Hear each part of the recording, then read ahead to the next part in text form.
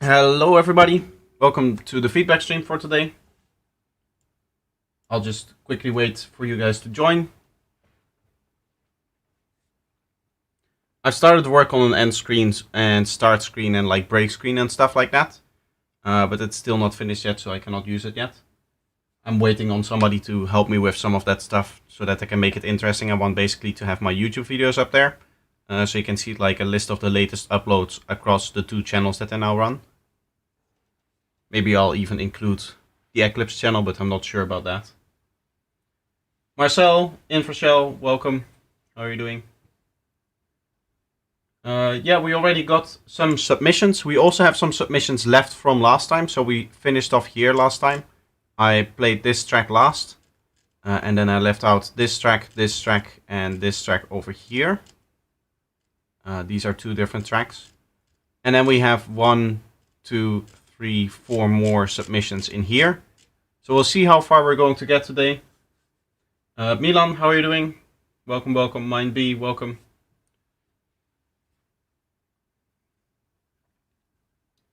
I'm waiting a few more seconds for people to join in, and then we'll start listening.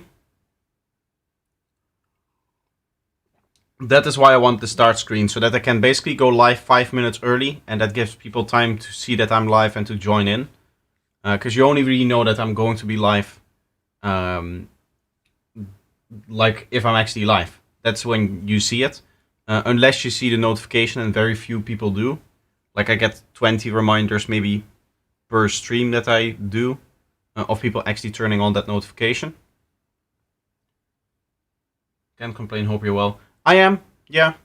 Preparing a lot, working a lot, so that I can just go to the festival at the end of next week and have a good time, not have to worry about any of extra work being done and such. Or work not being done that I should have done, to say it like that. Anyway, I see more people are joining. I also see already more people are submitting, so we're going to start listening with We Are Nature by Nils Niltis. I'm sorry if I'm mispronouncing that second part, I probably am. Anyway, We Are Nature.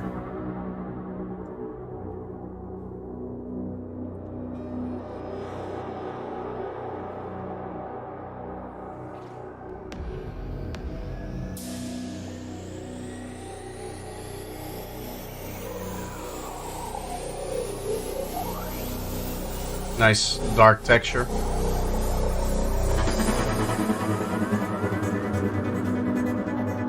It's only that felt a little bit strange, that transition.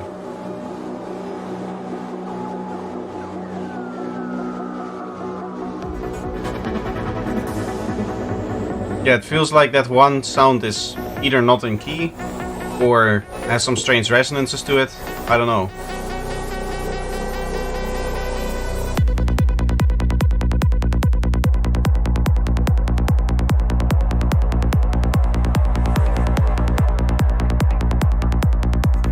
Interesting kick and bass. It does need a bit of cleaning, as you can see here. The bass line is not resampled. It is cleaned with the kick, with side chaining, but you have bass notes bleeding into other bass notes here. And that ruins the punch of your track.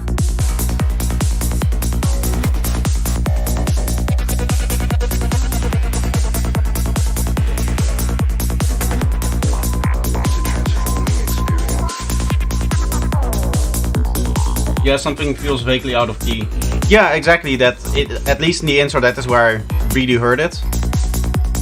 I felt like the bassline is jumping up and down a little bit in pitch, but I can see that from the analysis that's not really the case.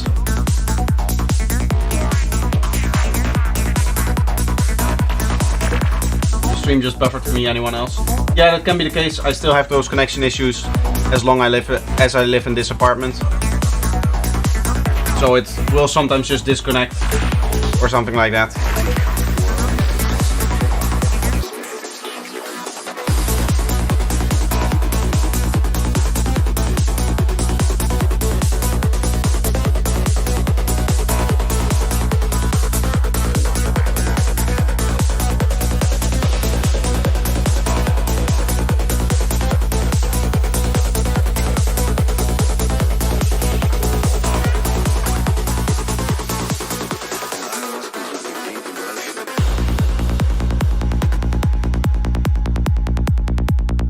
I like this. I like the way that build up over time. I would have liked it to stay a bit higher, a little bit longer maybe. It immediately kind of lowers here. But maybe the second time around it will stay in a higher energy a little bit longer. What I can also say is a little bit of stereo on the baseline would be nice. M stereo spread. Let me just fix the menu here. This plugin over here is what I would recommend. You guys cannot hear the effect right now because it's not actually going through here for you guys. But you set something up like this, and then you just play around with the bands, the focus, and this is the amount. And you can add a little bit of saturation to the side signals. This is basically the tonality, these two bands over here, together with the minimum and maximum frequency. But I always set the minimum frequency that it's a little bit higher so that it doesn't affect the lower frequencies. And yeah, that's basically how to use that. You want your bassline to be just a little bit stereo so that you get some nice stereo play out of it.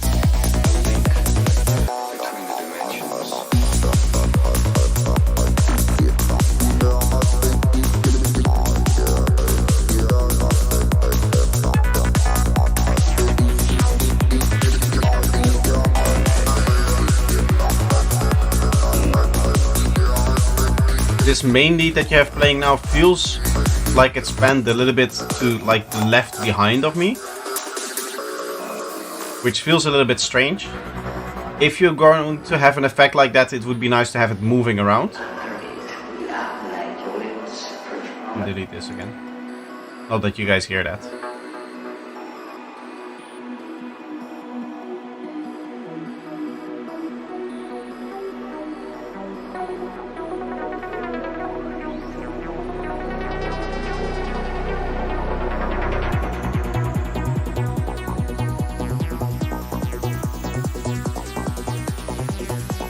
For a second there, it felt like the track wasn't working towards a like unified rhythm.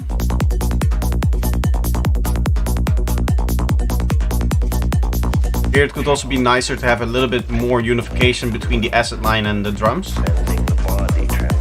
so that at certain points they follow each other's rhythm.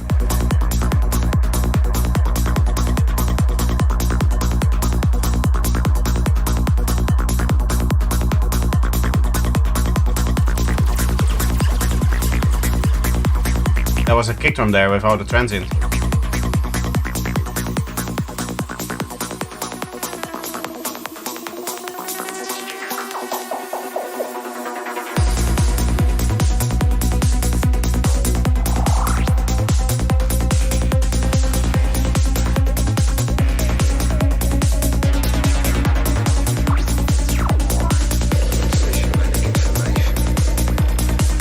Nice rising effect here, I like that. The rising lead, the rising sequence, whatever it is.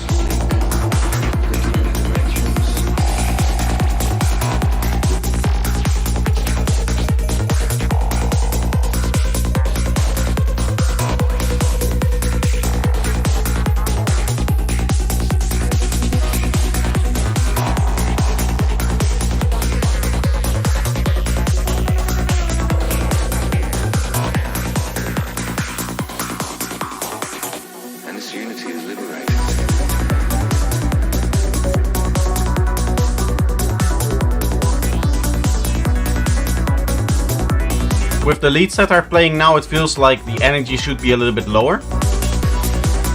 Either that or the lead should be a little bit higher in energy. Personally, these sounds like the leads that I would put in the outro of a track. A little bit of an issue there. I don't know if that's what you wanted to do there.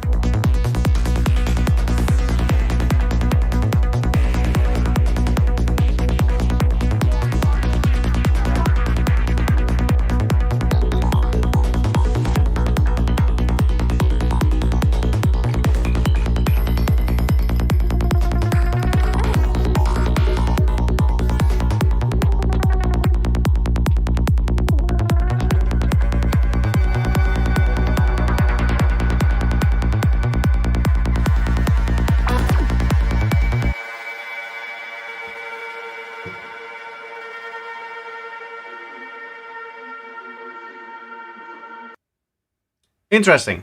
Of course, make sure that the ending, like it fades out nicely. So what would be the cutoff frequency for the baseline to mono? When I set this up, this particular plugin, I set it between like 200 and 350-ish. So something like between here and here, I would say. Like this to this area over here.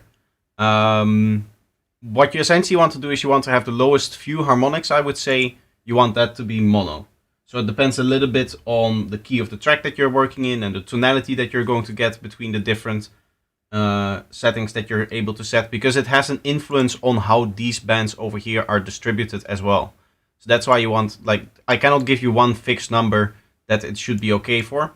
One, because it depends, as I said, on the key of the track where the harmonics are going to be, but it also depends on the tonality that you want to achieve for your bassline, because it changes how the bassline sounds, of course.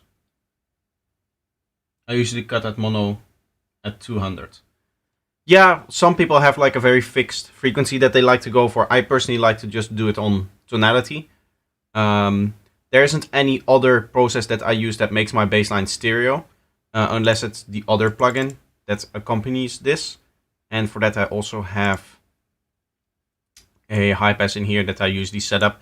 This one is a little bit more intrusive, a little bit more characterful. So this one tends to be a lot higher in terms of its like high pass frequency.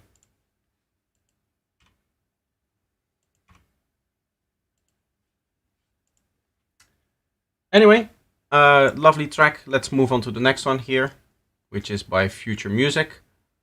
Boom Ba Klot. Interesting name.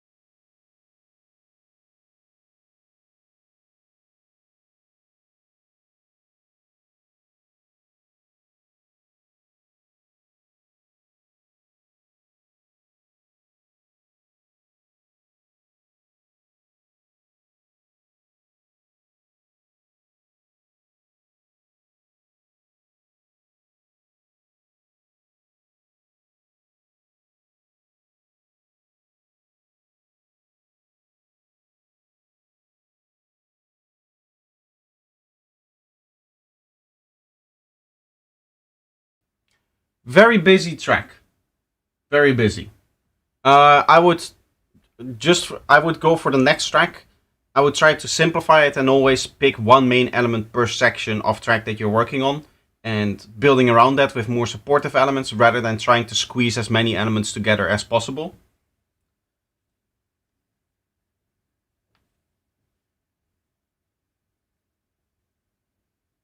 Monoplex and stereo tools are my favorite if you want to make sure everything is mono compatible when you spread the stereo. Yeah, they're very nice in that. I know stereo spread fully collapses to mono, meaning that it doesn't have any mono compatibility issues. Unless you push it further than it's designed to do, which can be interesting. It can be an interesting mixing technique, having certain elements deliberately fall back in mono in terms of their volume by the virtue of phase cancelling.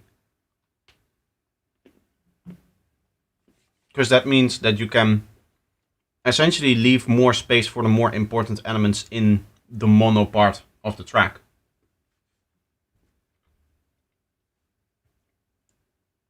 Maybe that is something to make a video on in the future, but I would need to experiment with that more.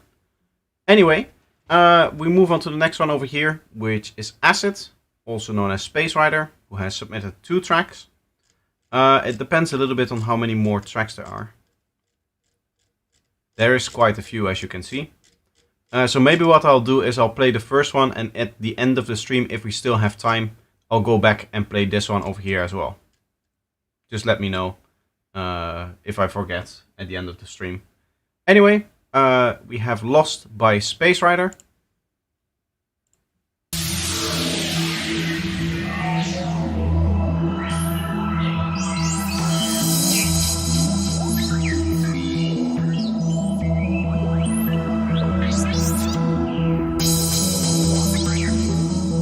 Personally, I'm not really a fan of crashes just standing alone in there if there's nothing else to balance them again. Because they're like just a wash of high frequency material.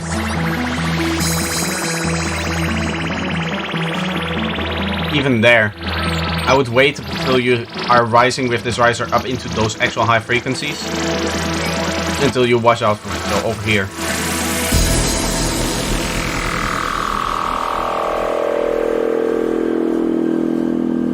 Sounds like these, where you're passing it lower and lower, are nice to have a bit more stereo.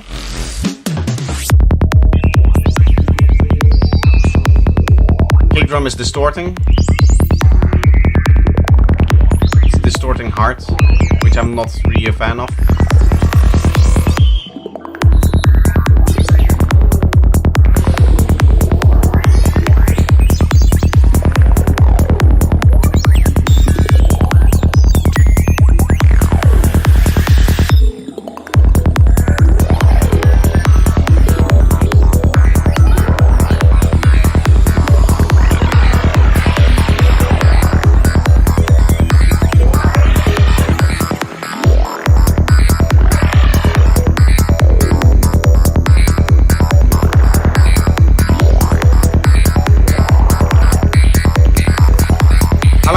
I like the dark feeling that you have going on here. Personally, I would go with a kick drum that is maybe a little bit darker as well, because it seems to have a very bright transient. It would be nice to have a little bit more of a knocky kick as opposed to a clicky one. Bass could be more open. Yeah, but then you lose a lot of the aggression from it, I guess. And I'm assuming that that's what he is going to go for, like a very dark, very aggressive kind of track.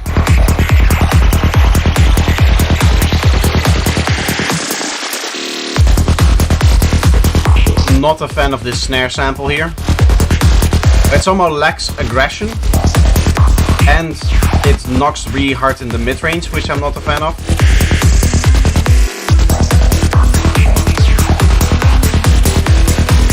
It feels boxy, the snare.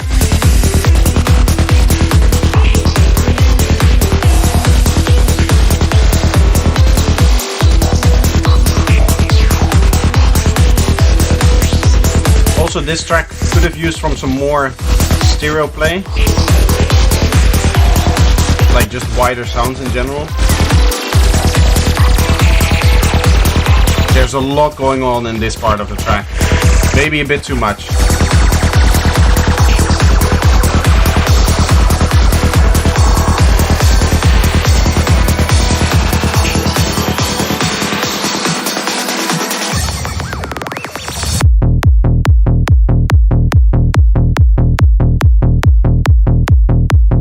again, not a fan of the kick distorting. This bass could close a little bit more so that you have a little bit less mid-range, so that it's a bit more in line with the other bass line. I guess this synth works really well with it though, the way it is now.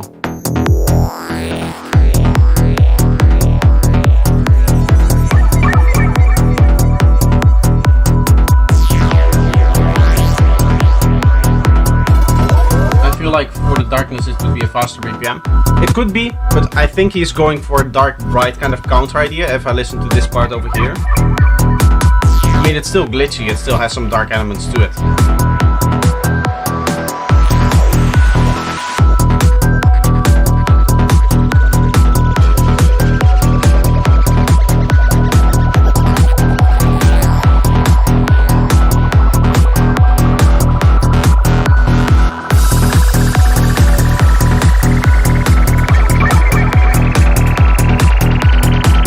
I feel like now this segment has gone on for too long. Like here it should have changed.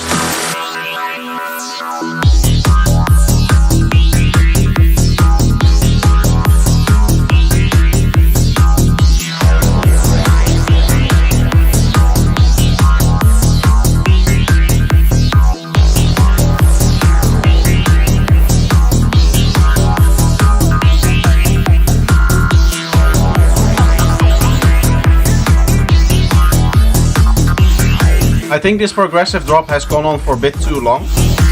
I feel like you should have been going back to the other bass line right about this point here.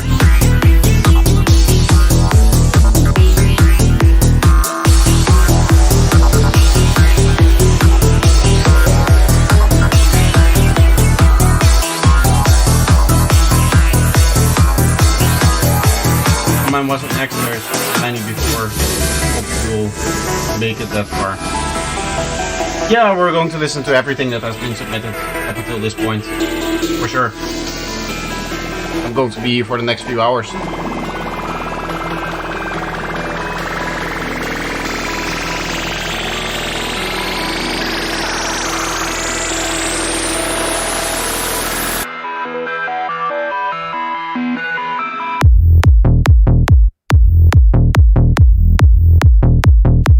Not really a fan of the introduction of a third bass line in here. I would have hoped to go back to the rolling bass line. That seems to make more sense from a structure perspective here.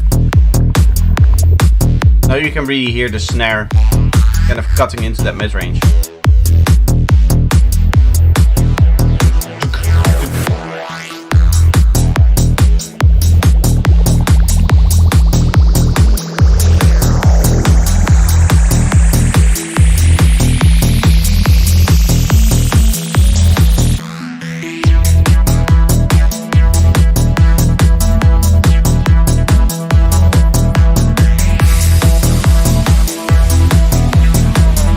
New to the channel, only sideline tracks. How do I submit a track for feedback? You can do whatever genre you want. It's not sidetrans exclusive. And here's all of the information in regards to the feedback.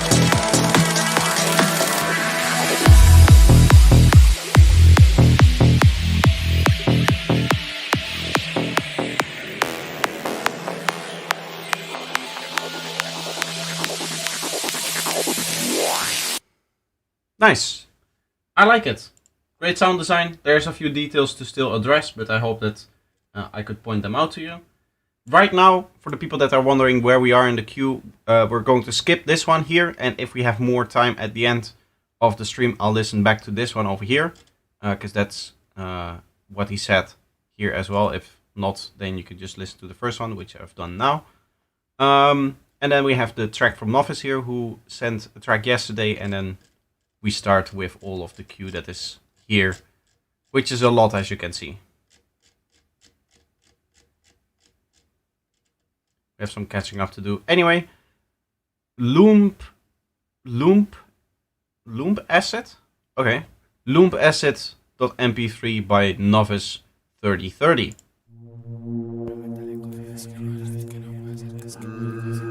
Love your videos and your work, bro. Keep it up. One of the best in the game for me. Thank you. I appreciate it. Have you actually ever thought that there's nothing to learn? I don't know if you're being serious, but if you are, that's some serious news. Yeah, there's always more stuff to learn. In this case, one of the things that I would look at is the stereo field of this track. It feels very strange, like there's one pad that is a bit more towards the side. And all of the vocals and everything else was completely mono. Hear the bass line as well.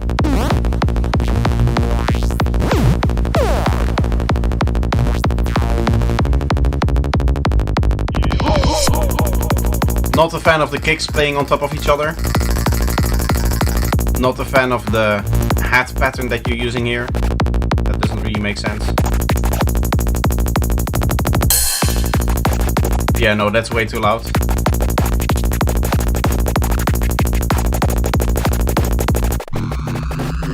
Bassline does need some cleaning up. As you can see over here, the kick is bleeding into it. Here you can see bass notes are bleeding into it.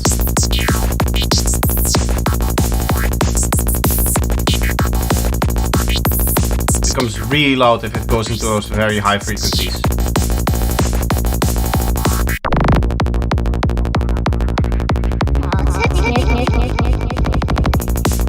Yeah, there you can hear the kick just completely destroying itself when it's playing on top of the bass part.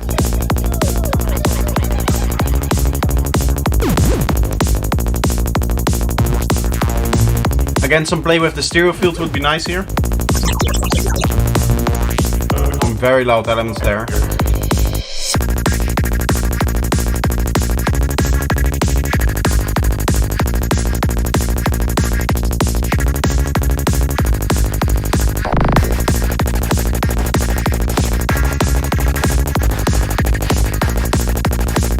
I think a lot of your problems are coming from the fact that things move around in terms of loudness, from what I can hear. Like you have synths that are like very high and synths that are very low in volume. So try to volume balance those a little bit more so that you get less fluctuations in the dynamics, meaning that it's easier to mix everything.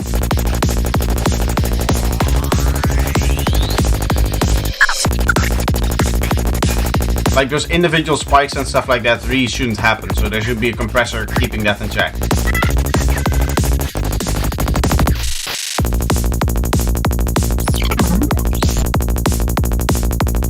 Here again, completely mono kick, bass and snare, which is a bit strange. I'm not saying it was aliens, but it was aliens. The vocals there as well should have some stereo in them. But it was aliens.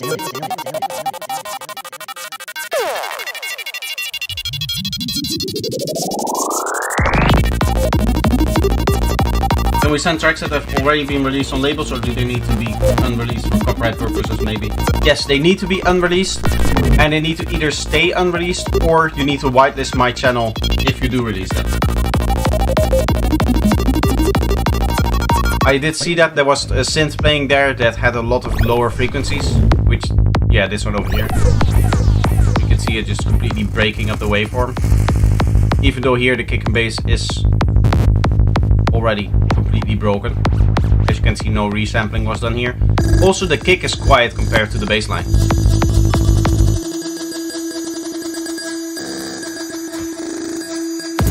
You probably want to turn up the kick by 2 dB and the bass down by 2 dB. With the way that this mix is.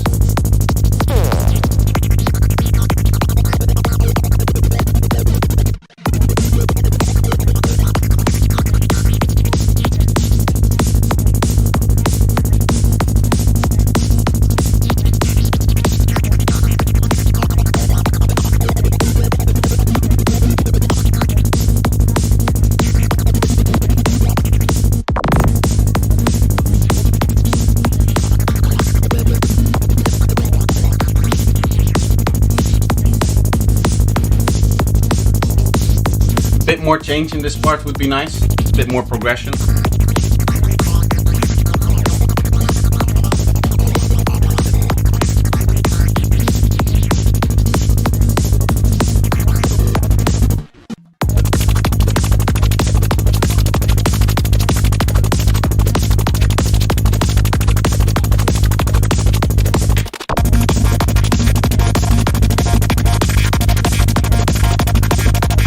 It's strange that we had this key change and that it's just not resolving it in any way.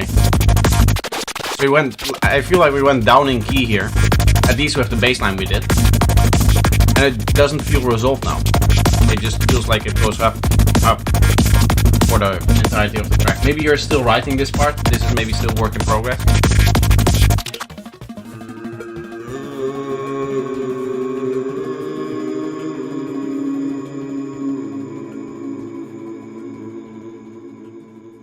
That does feel like an outro. That does feel like the end of the track, which is it sounds a little bit strange in my opinion, the way that this track progresses and then kind of becomes a bit more stale towards the end in the speed of the progression. It's a little bit odd in my opinion. So that's something to work on. Overall, there were a few extra details to look out for. The cleanliness of the kick and the bass, the way that you're mixing stuff, that kind of thing. As I said during the feedback. But I think the best thing that you can do for yourself in terms of long-term like improvements in your tracks is to listen to a lot of reference material. I religiously, for I think a year now, have been listening to at least half an hour of music on my system, just listening to it. If I'm doing some other work where I can play music, then I do that. If I'm going into a mixing session, I usually spend like an hour before just listening to different music to kind of get my ears warm for the job that they're about to do. And the same thing happens with production.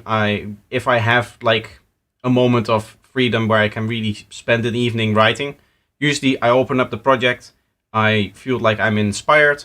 Okay, I'm going to listen to some other people's music while I still have that inspiration, try to see if I can pick up on a few different things that I can implement in my own track, and then I spend the night producing. But that also kind of trains my ear for how the music is supposed to sound. And I feel like that is a little bit off with you still, and that is okay. That is what it's like to be a beginner. Anyway, let's move on to the next track here. Tannen Folletti, they, them. I'm sorry, I shouldn't pronounce that. That's their pronouns. No Return by Tannen Folletti.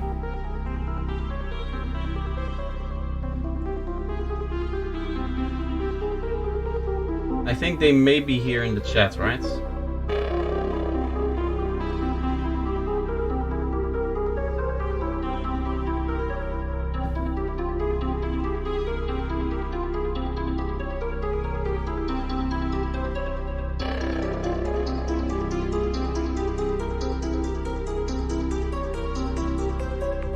I am nice.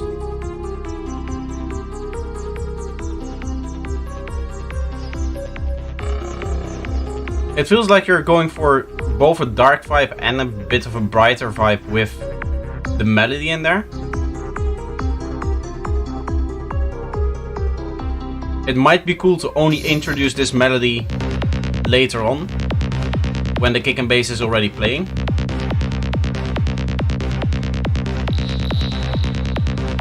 Not really a fan of the overall sound of the kick and bass. It feels very flattened, which you can also see from the waveform. It feels like the envelope of the actual bass line isn't closing fast enough. You can see the upper harmonics kind of stay in here and it becomes kind of like gritty as opposed to like a nice clicky bass. Also, resampling needs to be done. You can see bleeding into the transients over here. And then finally, there's low frequencies missing here. Very loud crash there.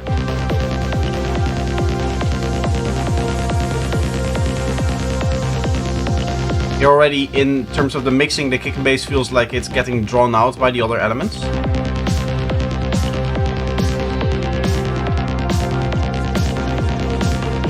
Even by the snare, which I don't particularly like because this snare is a lot of mid-range, a lot of lower harmonics in here. I generally prefer to remove those completely.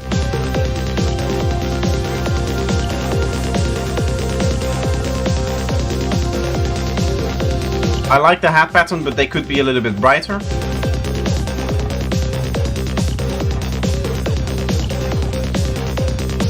If you're gonna stop that melody that you just finished, it would be nice to do it in that fill that came right before it. That way this new asset line that you have here, which I really like, completely takes over.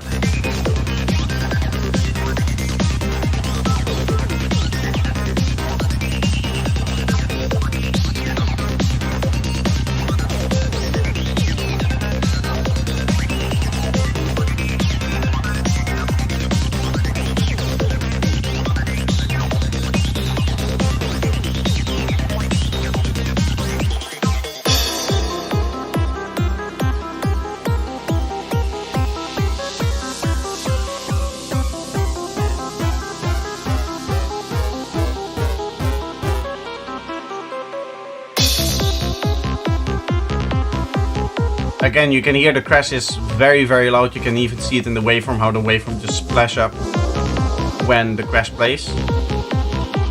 Something like a crash, the way that you can think of it is it should enhance the musical idea, never really take it over. So even if you're supposed to take it over with the musical idea, it would be way too loud because it hurts almost to your ears with the loudness. Same with elements like that, though they kind of overpower the mix. You have to think by yourself, like, what is the functionality of this element? And when it comes to like a crash like this, it's not really to become the main musical idea, because at the end of the day it's just noise. So it's there to just add a little bit of extra impact to a segment, so to basically guide the musical idea, meaning that it needs to be mixed below the main musical idea.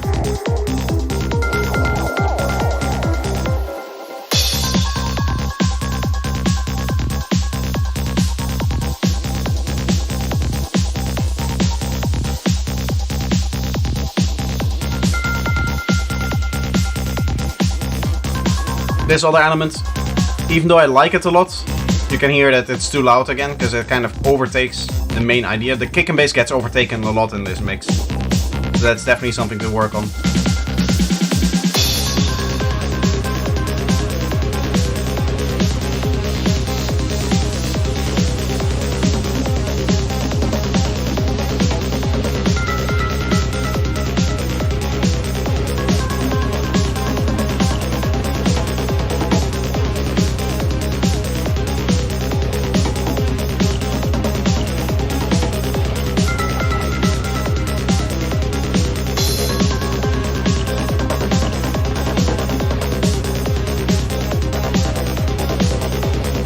Overall, I like the soundscape that you're building with this. It's the mix that I have some issues with, but the overall instruments used and the melodies that you're playing sound really nice.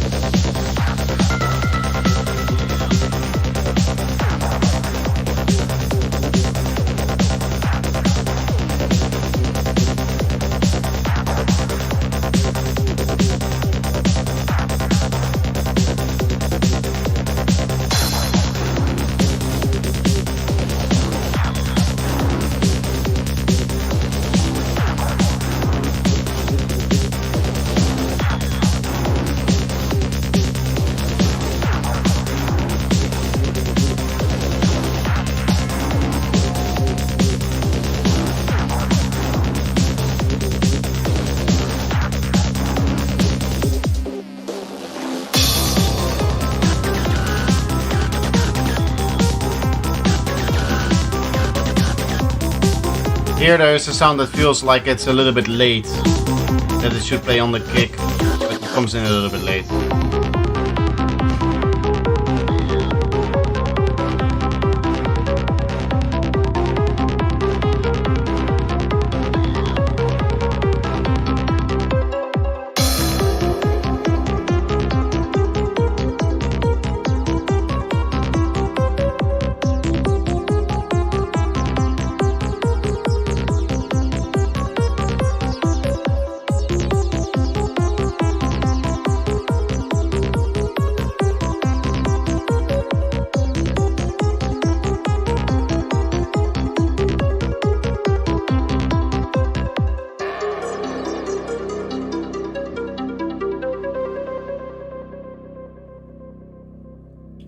I like it. Sounds nice. Needs some work on the mix. actually needs quite a lot of work on the mix, but the overall ideas in the track sound really well done. I like it. This was No Return by Tannen Folletti for Glyph there. And next up we have Within the Forest RC3 Fix.mp3 by Darkaden or Marcel, who is also in the chat here, I believe. Kashmir vocal shout to begin with. Nice.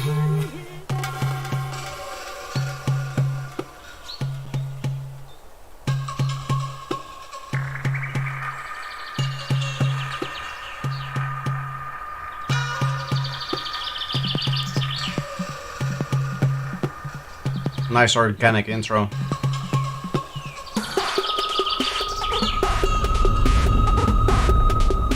I'm not a fan of the low rumbling there.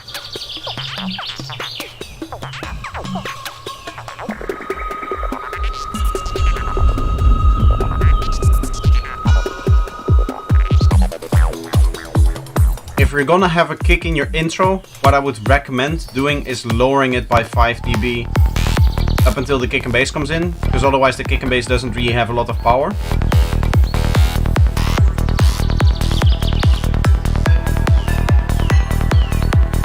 I like the kick and bass, I like that it's clean as well, sounds very nice.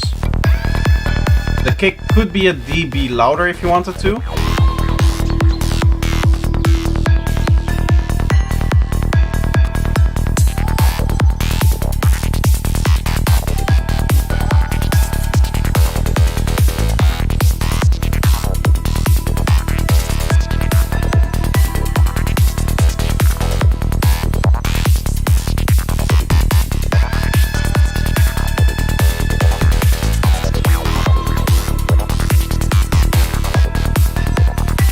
If we're gonna have kick and bass play together, make sure that the kick played like that in a roll, make sure that the bass is not playing there. Because it felt like it was plugging up there for a second.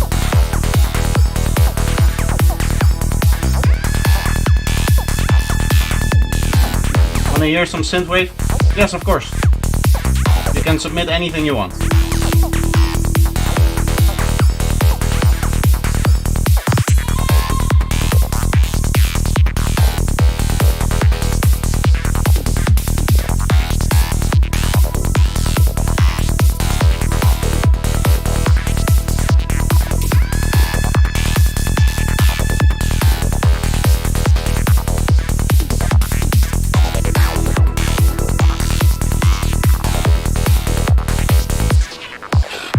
I think the open hat could be a bit more dynamic. It feels like it stays open for a little bit too long. You can either fade it out or use some LFO tool to make it a bit more dynamic. Gives it a little bit of extra groove. Closed hats could also be a little bit louder. In general, your high frequencies could be a little bit louder.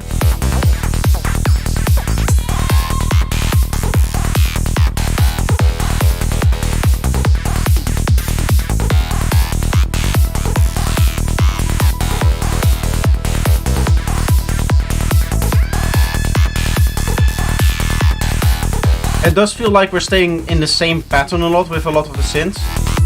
Like the synths aren't really changing and there's never really a break. So normally you would have a break like this. Or is this a full break? This may be a full break. Yeah, you seem to have done like intro and then one long drop of kick and bass and then another break. And then a one long drop of kick and bass.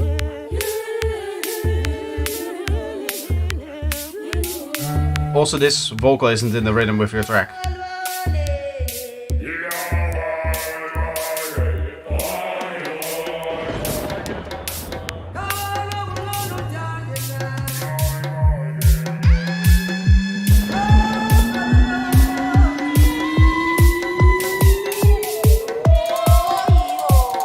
A lot of the vocals, basically all of the vocals aren't in rhythm with the track.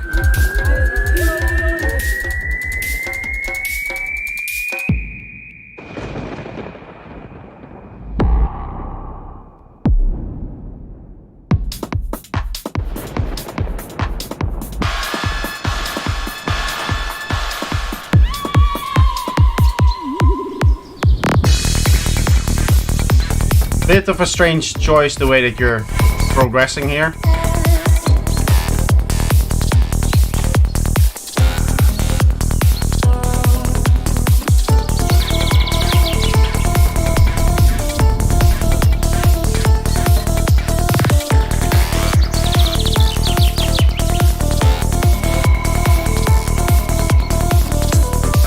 I feel like there's a little bit too much going on in this part here. It's hard for me to focus or decide what you want me to focus on in regards to the mix, and the arrangement doesn't make it better because you have too many elements playing at once, I would say.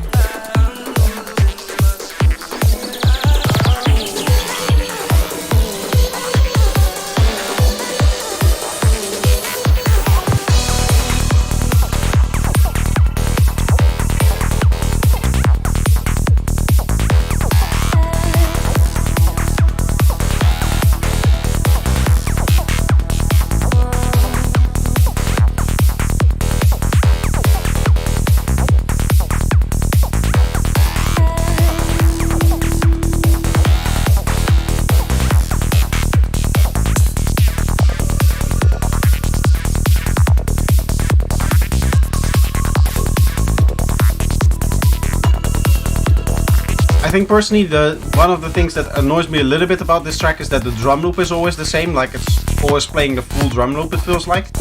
Playing with the energy levels and upping and lowering that over time is what makes Sidedance really interesting, and this now becomes really still because it's always basically at the same level.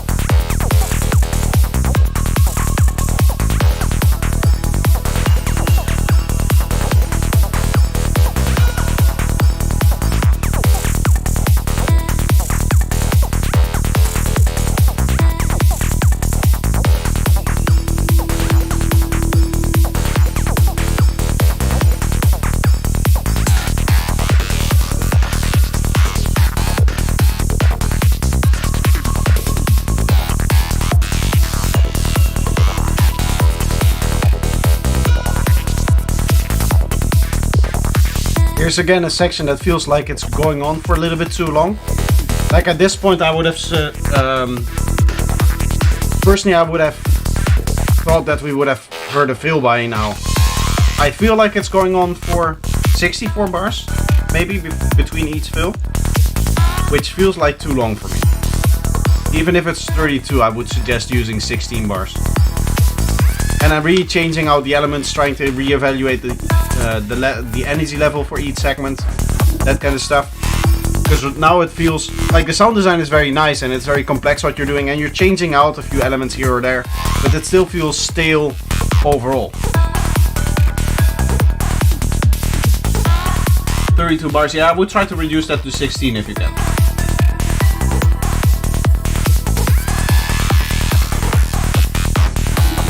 I do agree a bit with Control 4, who rightly points out that the high frequencies could use a little bit more energy here, that the clap could stand out a bit more.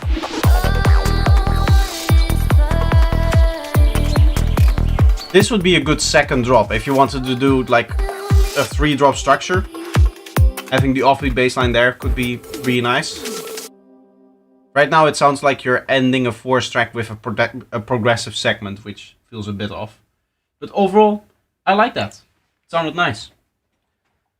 Next up, we have Flores here, or 10 Haken Piano Euphoric. So this is probably not Psy. Yeah, no. Feels a little bit more clubby here.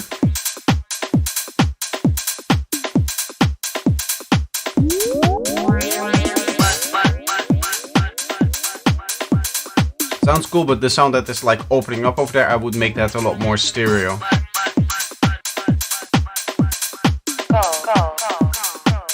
Even some of the vocals could use a bit of extra stereo with.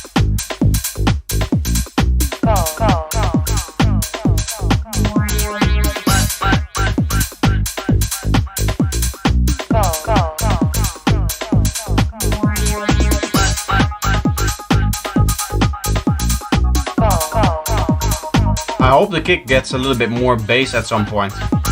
I thought it would be getting a bit more bass right about now. but to be honest, you can give it more bass starting when the bass line actually appears. You're now in the area where the kick has a bit more, where you would actually mix in the track, I suppose.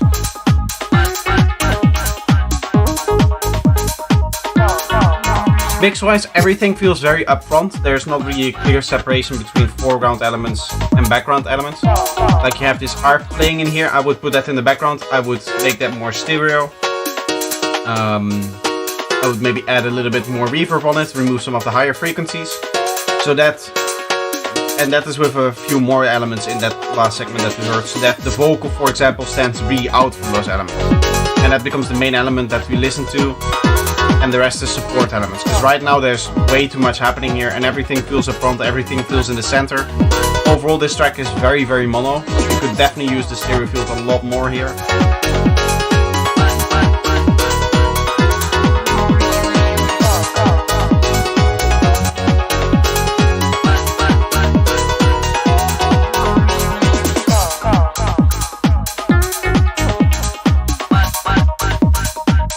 On different structures would be very nice. I believe there is an arrangement guide or another video that dives deeper into structures. I sure have a bunch of videos talking about structures, but specifically looking at multiple different structures, I believe I have a video on that as well.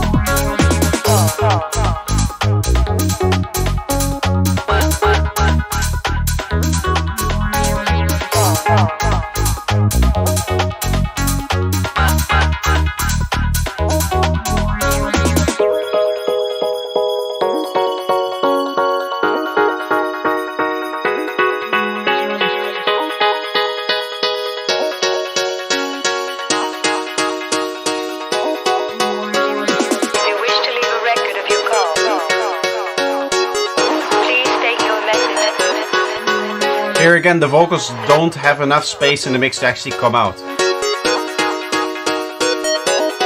I would have the vocals a little bit earlier where they had a bit more space at the start of that breakdown. That way you have the vocals and then the breakdown opens up and it's more separated. I checked FabFilter Pro Q. I checked FabFilter Pro EQ3 the other day. I assume you mean Pro Q3. It turns out that zero latency mode causes less harmonic distortion in high passing than hybrids or linear phase mode.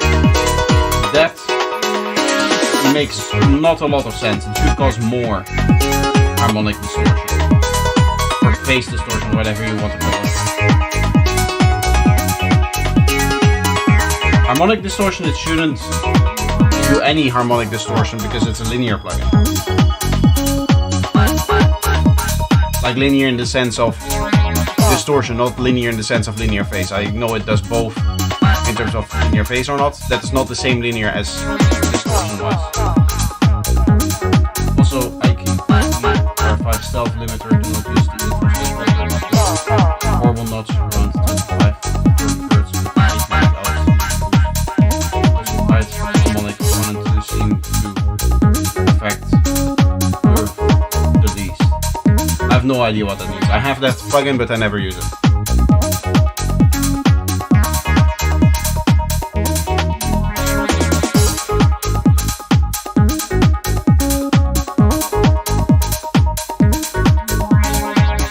Overall, nice groovy track. My biggest problem with the track is, as I said, sometimes it feels a little bit too full.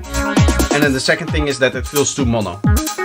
We should do a lot more with the stereo field. It needs to be wider, it needs to be bigger. Finally, it's a little bit stale in terms of the musical idea. It could progress a little bit more. There could be a little bit more change over time, that kind of stuff. Playing around with when the drum groove changes up or something like that. That could be interesting. Overall, very nice track. I like it. How many tracks do I have now in submission? 1, 2, 3, 4, 5, 6, 7, 8, 9, 10. Okay, I do want to take a quick break so that I can go to the toilet. I do see that these are a little bit shorter here, so that's nice. Doc gives a lot of good insights. Basically, infrasonic filter is useless. Yeah, it's not a plugin that I would use, but I have heard of it. IQ Multimedia is not a company that I particularly like, so I also suspect that they may just be messing around with their plugins, because I know for a fact that if you load any of their plugins, it automatically applies like a 3 dB boost in gain, which is a fairly scummy thing to do by default, because it just sounds louder and therefore it sounds better.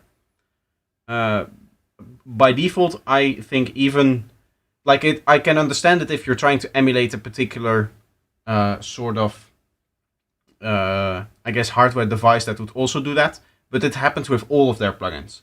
And there's no way that all of the hardware devices that they're emulating all apply a gain boost to it when set to Unity settings, when set to default settings. That is very strange.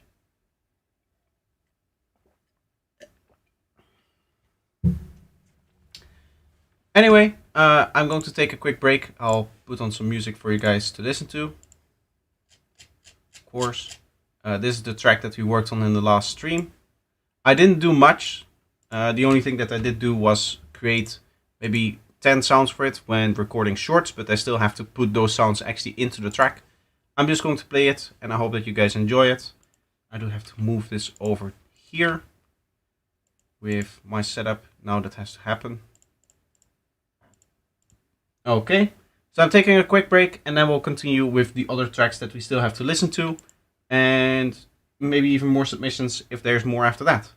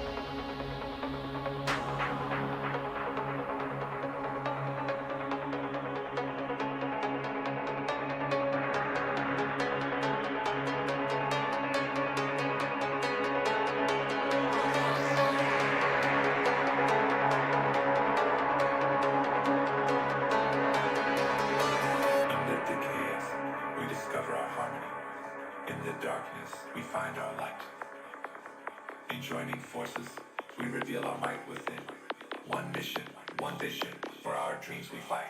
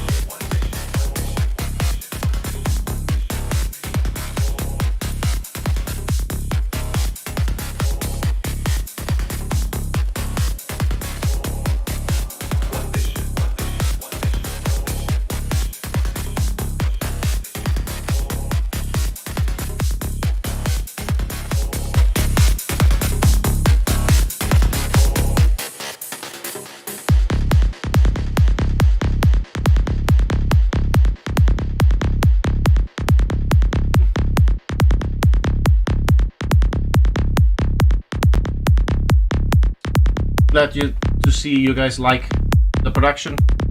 This is still an early production, so there may be things that still change in this. This is also a collaboration between me and Mortec.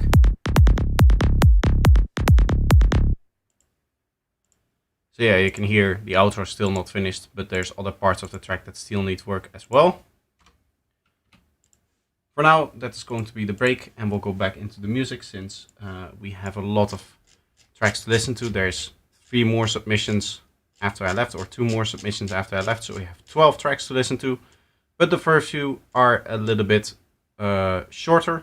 So let's start with Stalked by Gronk here.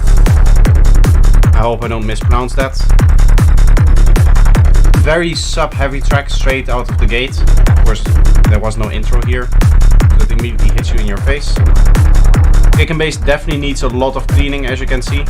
This is just way too sub-heavy. This sub-bass should be down here somewhere. You can see there's no resampling being done, meaning that we lose all of the punch from the bass. That doesn't really have any impact. It doesn't really have any transient to talk of here. To speak of, I should say.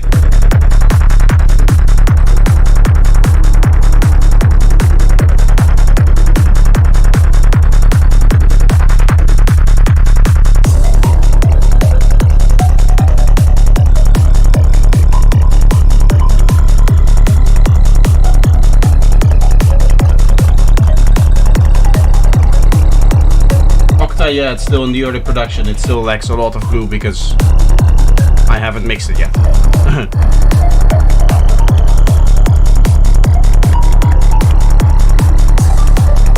Overall, the sound design is a bit one-dimensional, but you can probably hear all of the distortion that is happening. One is there's a lot of sub happening, but you can also see that everything is being pushed into a limiter.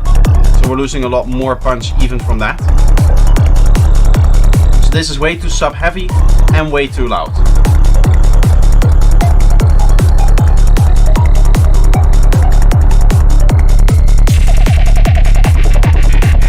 This needs insane cleaning and it's really mono. Yeah, I agree definitely with the first part. The second part I also agree with a little bit in the sound design. that could use a little bit of stereo with. To be honest, I cannot hear the higher frequencies of the bass line in here, so it's hard for me to make a judgment on whether the bass should be stereoized. Sometimes it works just having the bass mono, but more often than not I like a little bit of stereo width on the bass as well.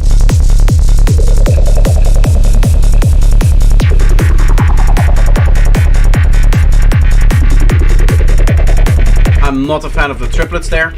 They sound out of sync.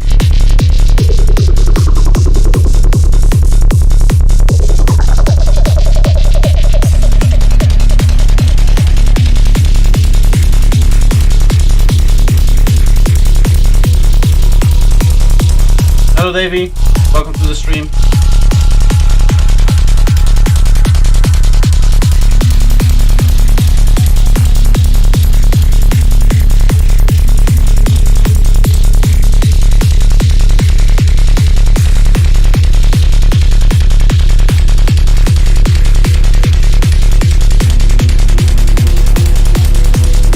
Overall, the sound design is pretty still. You could have a lot more variations in there than the long drawn out sequences that you're currently only doing.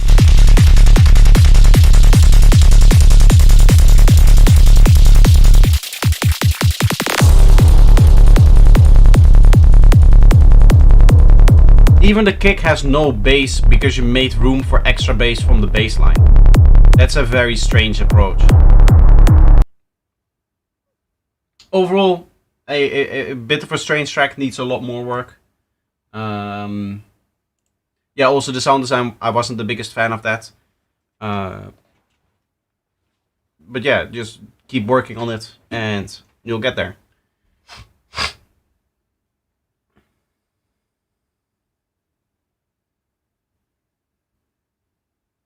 Would love to see you produce some Psytech or Bush Prog. I'm sure you do it great. I don't know, there's a lot of genres that I want to go through. I once said that I wanted to do every subgenre of Psytrance by making an EP in each of them, but that plan has already been put very much in the background. Like the high-tech thing never really finished. So I don't know if I'm going to do that. I'm working a lot on the music that I need to make just for Projector, just to keep music flowing and stuff like that. And it takes a lot of time for me to do the music next to all of the content. But maybe in the future, if I have a bit more time, at some point, I'll find myself producing something else. Some more subgenres of Psytrance and maybe even finishing that project that I set out to do. Although, I'm sure by that time there will be loads more subgenres of Psytrance. Anyway, work in progress. I made only little build up, drop, and kind of break drop. Okay, Mental Suicide 3. Very strange title there, but let's have a listen.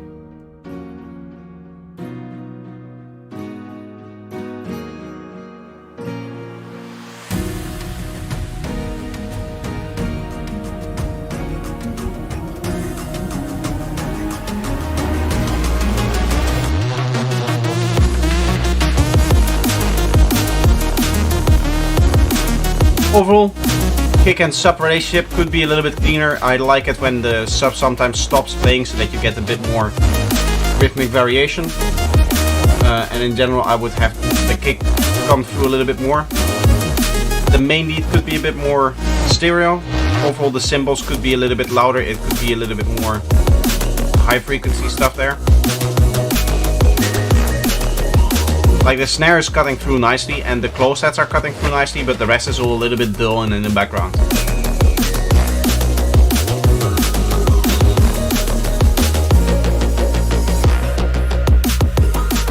Overall, I like it though.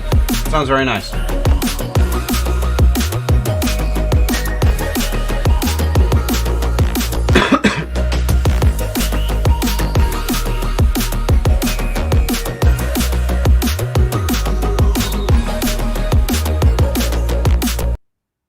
Sounds nice. I like it.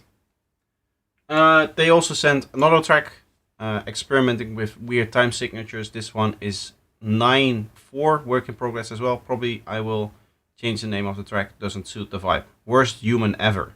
You have some dark names, my guy.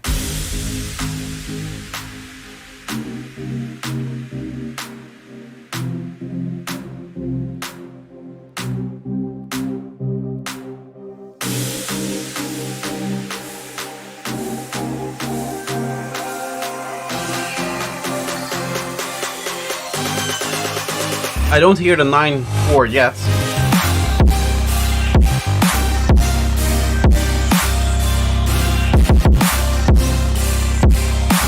There it is.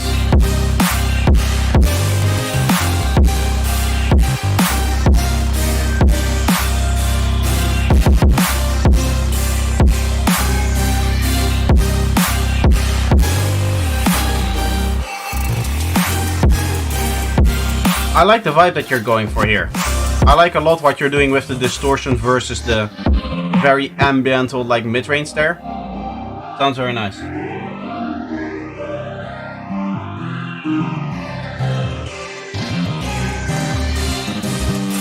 Are any classes on the channel about this vector scope looks really helpful? To be honest, I don't use it a lot when making judgments about the mix here. I just use it to explain certain things. So I hear things first before I actually like try to explain it, and that I can do at the hand of the analyzers over here. So it's not really meant to be a tool that I would use, for example, during a mix or a master. I never really check my mix or master on these things when I'm like actually working on music. So for that reason, there's no tutorial on that.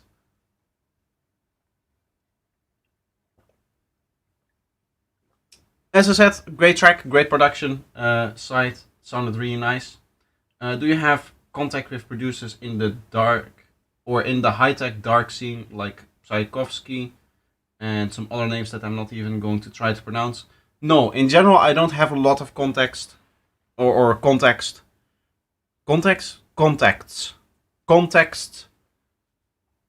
with artists, whatever way it's pronounced. There's a few artists that sometimes reach out, and I guess a few artists that I've talked to, but not a lot of different artists. I'm still a little bit in my own bubble, I guess. Like I'm building up my own community here. I mean, it's obviously part of the Sidetrans community, but it's like on its own in the Sidetrans community. And I think that it happens a lot, of course, with those kind of things. Anyway, next up we have 68_final here by Cosmic Currents with a very nice artwork.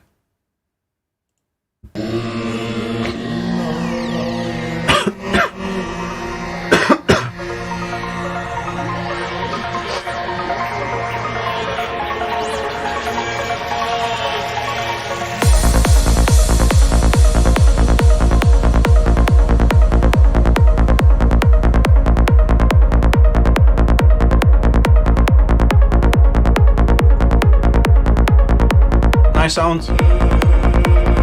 It needs resampling though. Also, the bassline could close a little bit faster and have a transient that is a little bit more pronounced. As you can see right now, you have like 2 clicks here. It's nicer if you get a really strong first click and then the second click is a lot lower. Like the second time the click happens, the harmonics are a lot lower. Again, a track that feels very mono. It feels very strong to the middle, and it feels everything very pressed together in the mix. Like I would have these vocals above the main arp, and now the FM sound above the main arp, so that that arp kind of becomes a supportive element.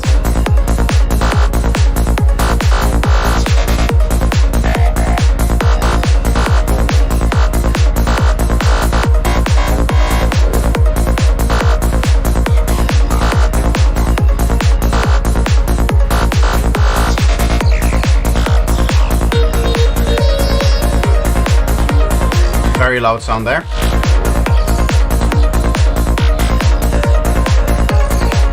Again, we have a snare that I'm not really a fan of. It sounds fairly bland, it sounds fairly mono. It doesn't sound like it has a lot of mid-range energy, but it could have. I do feel like I see a hole every other beat, but that may be not true.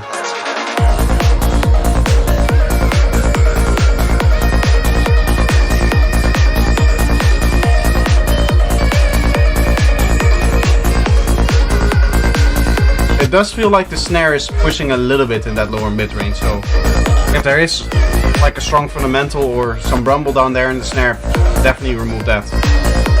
Overall, I could see this track becoming a little bit quieter in like the 400, 500 hertz range. Of course, with a higher Q, so it would go down here and then up again.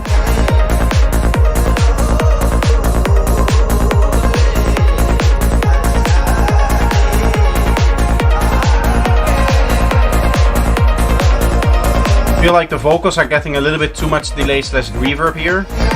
They start to be so washed out that it becomes predominantly delay and reverb, which makes it hard to actually listen to them. Honestly, at some point the ARP is becoming a little bit boring, so I would remove that, especially since you have other main elements in here.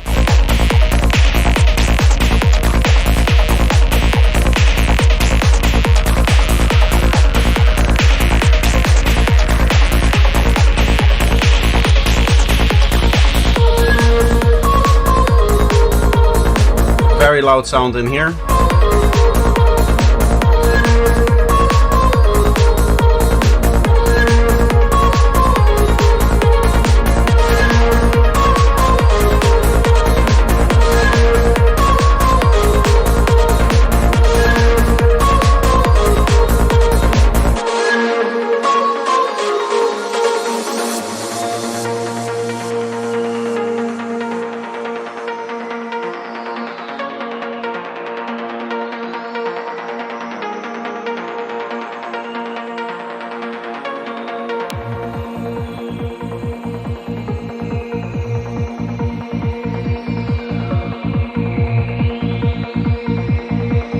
I hear a nice progressive groove coming here.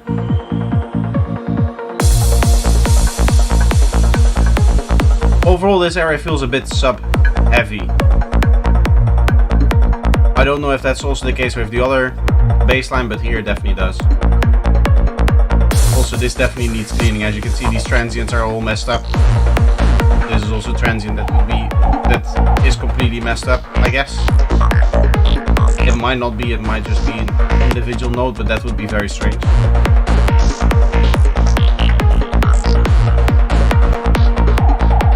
Here again, a bit of extra stereo play would make this a lot nicer sounding. And at this point I again would not play the ARP because we've heard that throughout the whole track.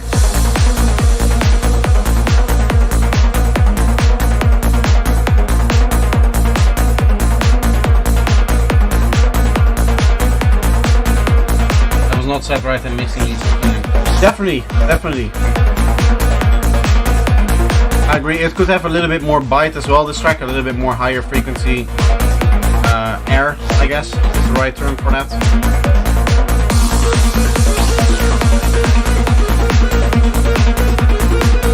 The leads suggest that this would need to be like a rolling bass line, but the bass line is of course offbeat here.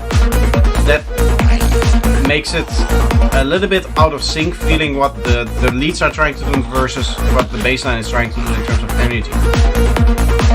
Personally, I would put a rolling bassline under here and then transition from the progressive drop into the rolling bassline directly. As opposed to doing it this way where the energy of the bassline increases and the energy of everything else decreases.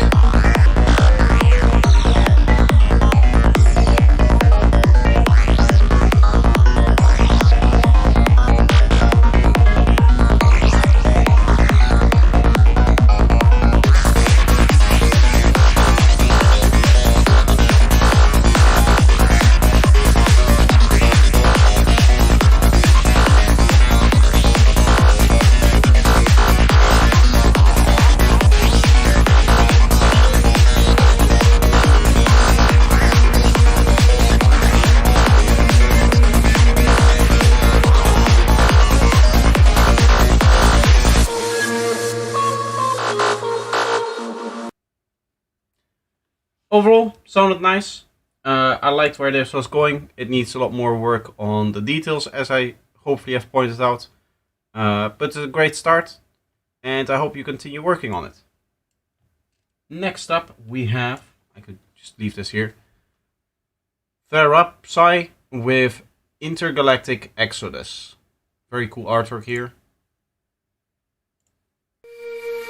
see. Therapsai. New in my Discord.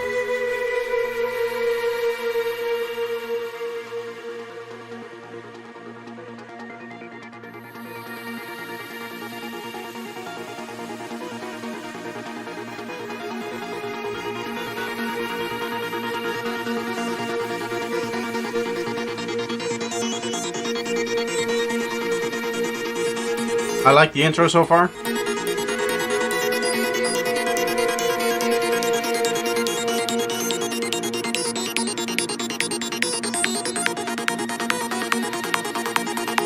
Dear passengers, we are about to start the intergalactic exodus. Please fasten your seatbelt and enjoy the trip. I like how clear the vocals are.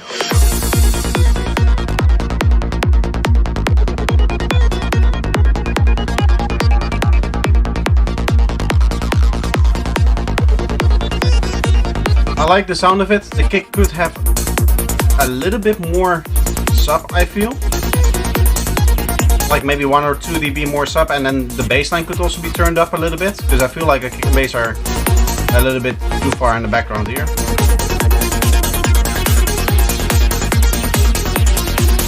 Not sure I'm a fan of this melody on the bass line.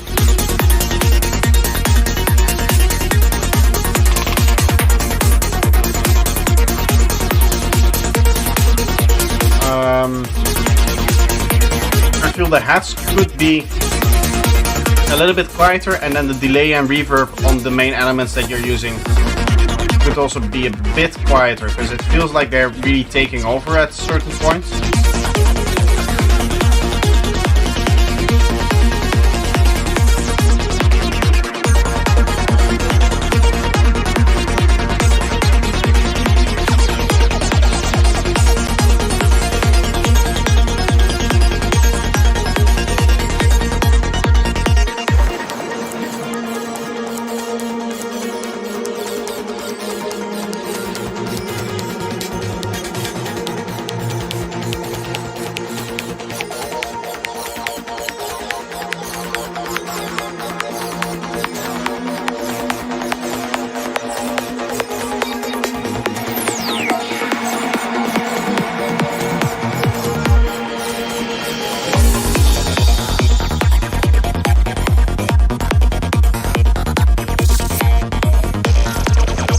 I like the clearness of this one lead that you have going on, that vocal lead. Personally, I would have removed the other ARP that is playing in the background, so that it can come out a little bit more. Bit of a strange hat pattern here, I'm not sure I'm a fan of that.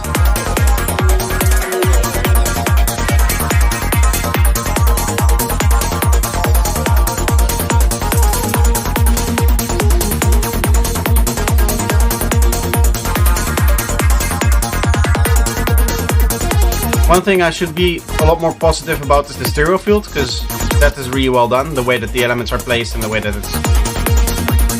the sequences are a bit more towards the side, and the main dance stuff is a little bit more towards the middle.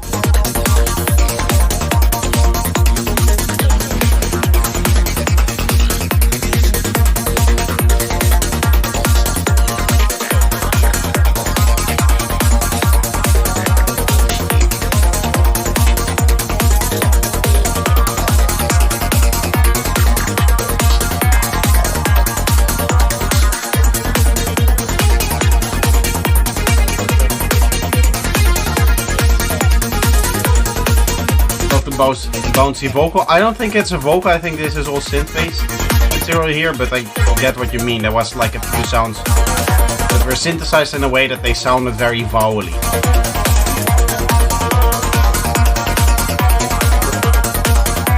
But there's a lot going on in here. It may sometimes be a little bit hard to hear.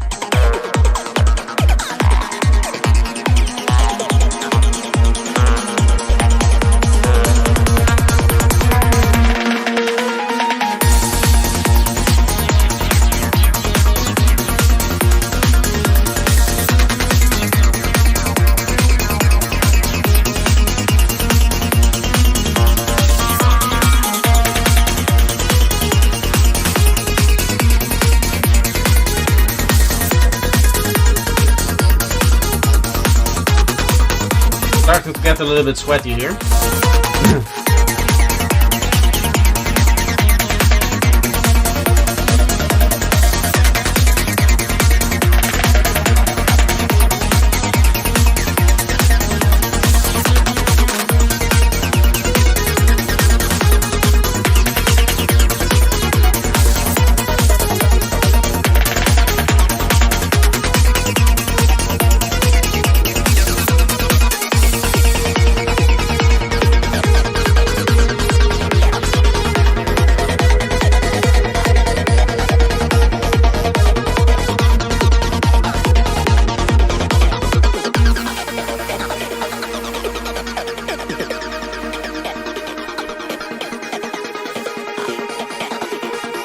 Passengers, please note that no further return will be possible. As I was played through is the track house minimal.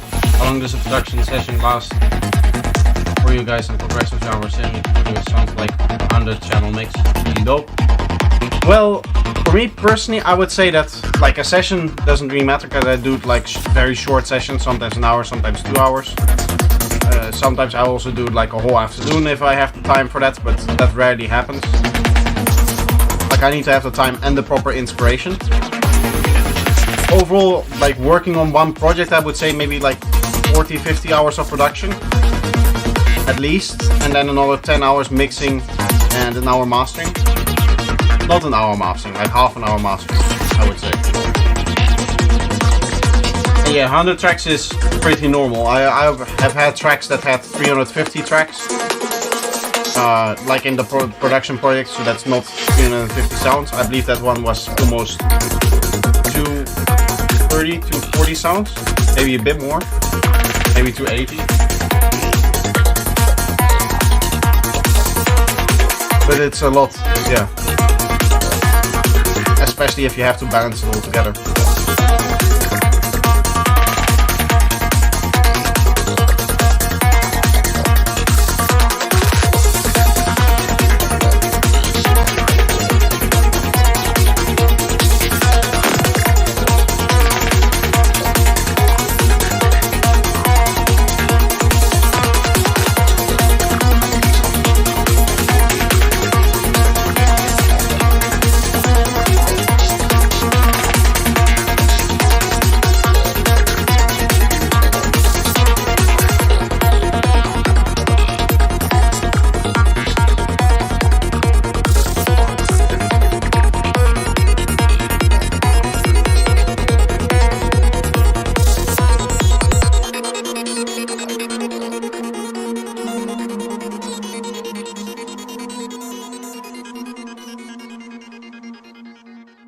Sounds very cool. I like the sound design. I like the overall progressiveness of it.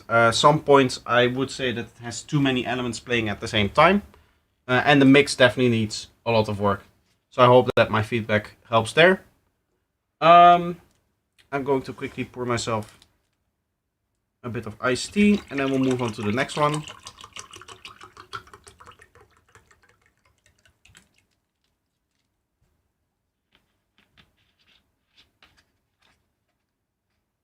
That was a nice little story. I agree.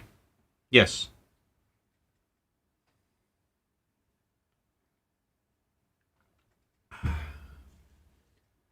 So next up is Infrashell with The Art of War Solstice Mix 2024. Interesting. 10 minutes long. Wow.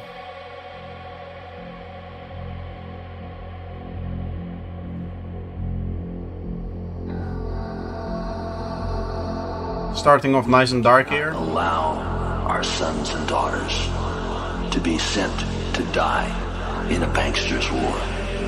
For oil, for heroin, for cocaine, for gold, or for control. Sun Tzu, the great strategist of war, so that all confrontations are won before the battle begins. There has never been a battle that has been won defensively. But we must prepare by becoming self-sufficient. We must prepare to do that which has not been done before. I really like this intro. And the enemy, they have to be rounded off.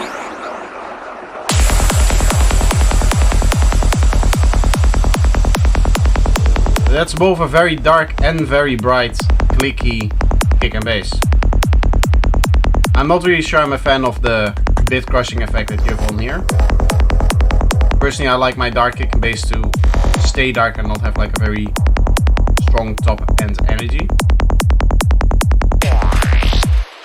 Same is true for the hat. I would personally I would put in like an actual knocking kick there as opposed to like a clicking one.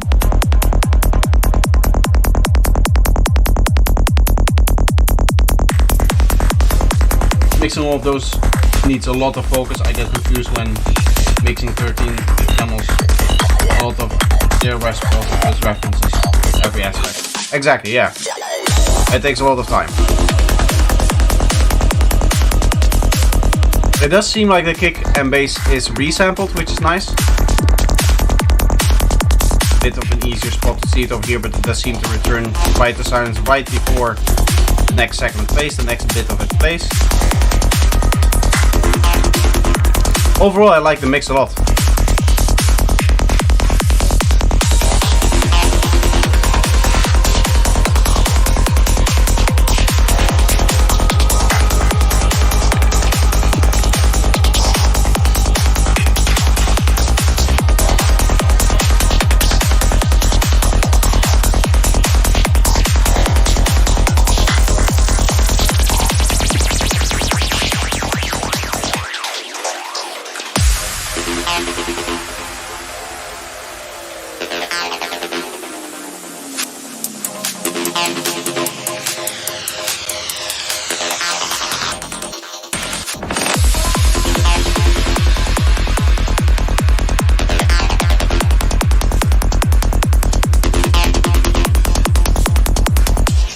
What if I told you you could dance with her?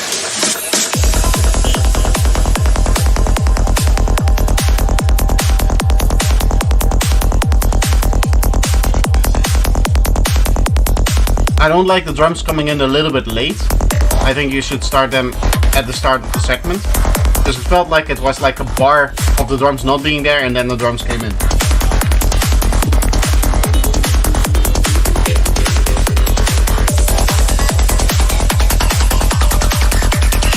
The King Bass is actually playing on the synth with processing. I was a bit surprised about the good enough separation myself.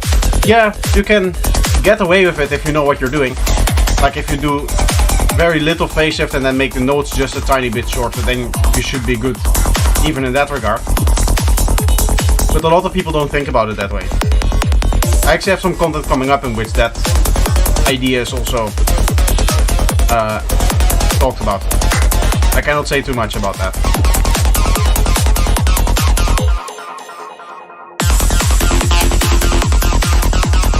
Overall though, kick and bass sounds nice and powerful. Nice and punchy. So it seems to work out.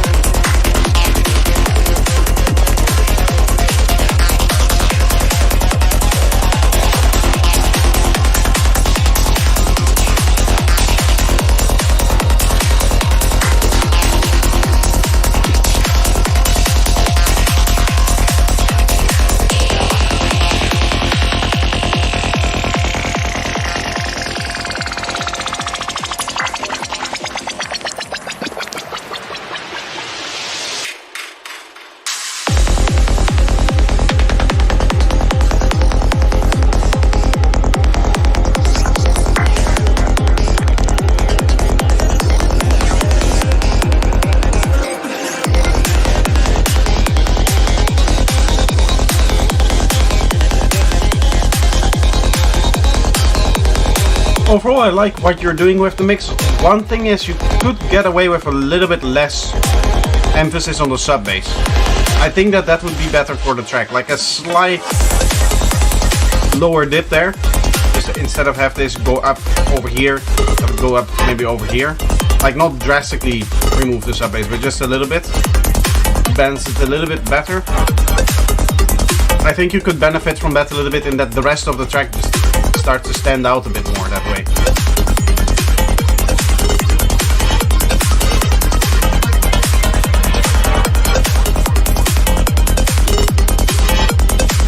Especially this lead over here, it feels very compressed.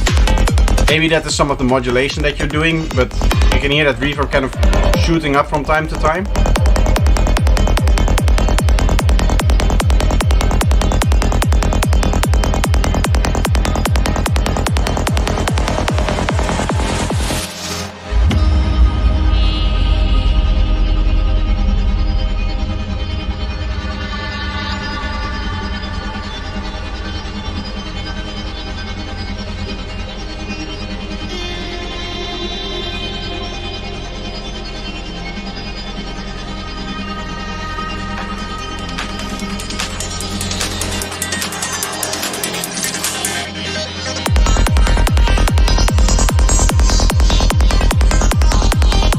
Not really a fan of the strong sidechaining over here.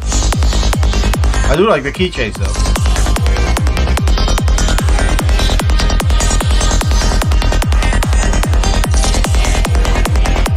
Honestly, inside of my mixes nowadays, I try to get away with as little sidechaining as possible. If I can get away with no sidechaining whatsoever, then I've done a good job mixing, because you don't necessarily need the sidechain if you really think about it. Like on every element strong, get away from the transient. The transient just has to get enough space to get through. And sometimes you don't need any sidechaining for that whatsoever.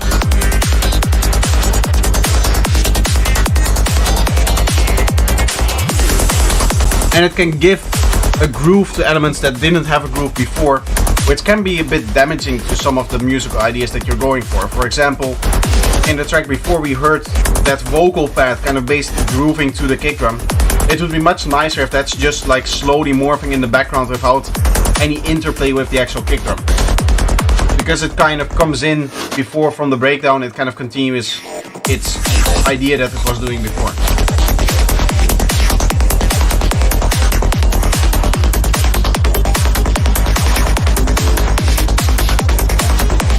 There's a lot of similar techniques to achieving squelchy leads. How are you guys doing them to let them stand or create different concepts? Is it normal to go by trial and error?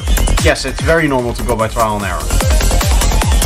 And to be honest, I don't exactly know what specific leads you talk about. If you mean like squelches, then there is a couple of different techniques indeed to do them. But squelchy, that could mean a whole host of things. That could mean like a phaser lead, like we're hearing over here, or something else entirely.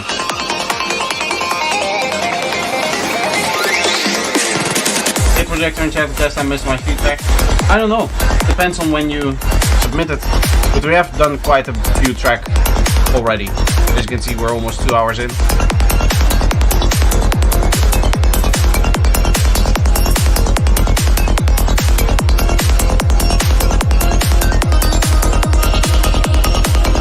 Yeah, again, it feels like it's a little bit too much pumping on some of the more ambiental sounds, to say it like that.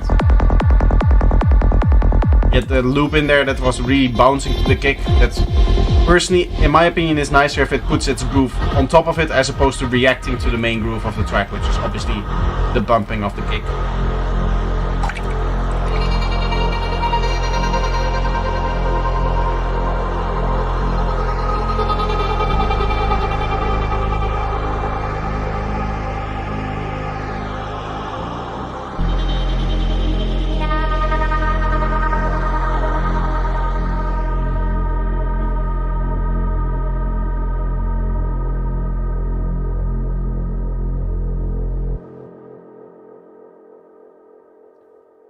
Overall, very, very nice. Sounded great. Needs a little bit more work, but hopefully the feedback helps there. We're right now here in the queue. So this is Infraschall. And we've done starting here, continuing off some of these tracks.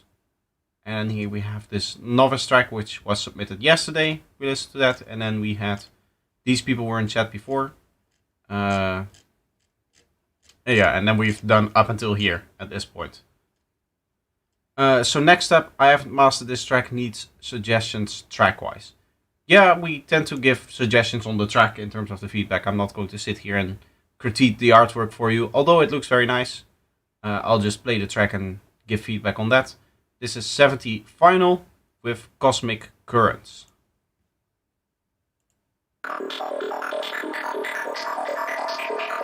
Definitely, thanks man, appreciate it. You're welcome.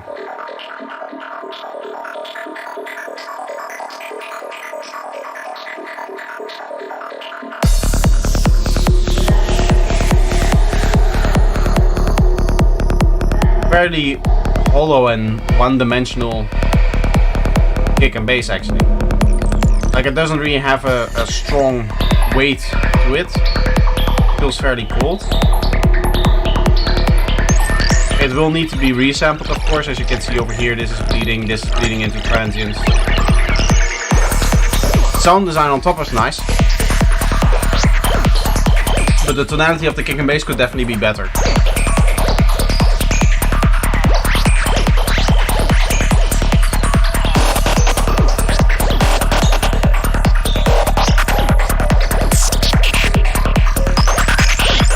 I feel like this FM lead is trying to overdo. What can happen here is that you have a mix that starts accumulating more and more volume over time. Like at this point you can barely hear the kick and bass. It's mainly just the lead. So I would probably say that that is too loud in the mix.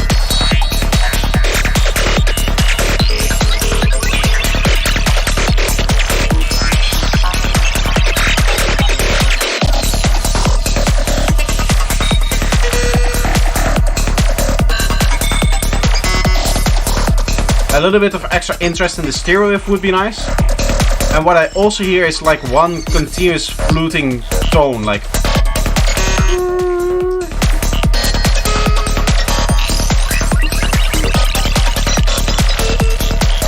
feels like some uncontrolled delay type thing that is continuing.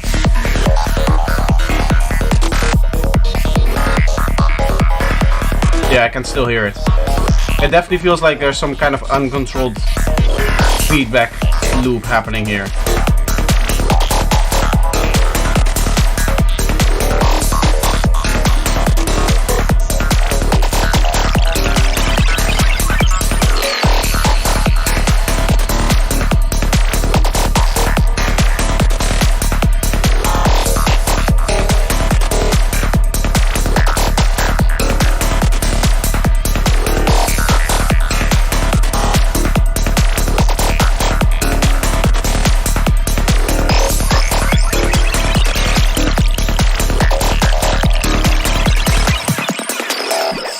Overall, sound design wise, I liked the groovy part that you have there.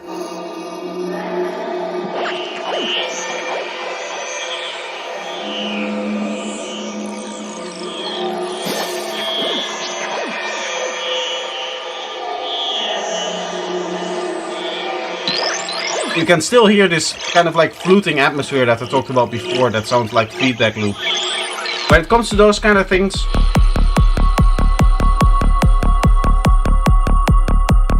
it's probably, yeah, now it stopped. It's probably a good idea to restrict that a lot more, because otherwise if it continuously plays throughout the track it becomes very, very boring very quickly. Because it is grabbing the attention, that kind of sound.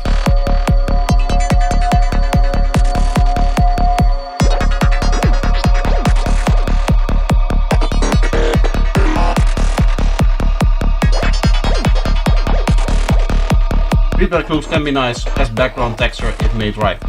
Yeah, true. A lot of this kind of sound design, this atmospheric sound design up and down, is made out of feedback. But here again you can hear that in this particular case it's just the same tonality continuously, which becomes very boring after a while.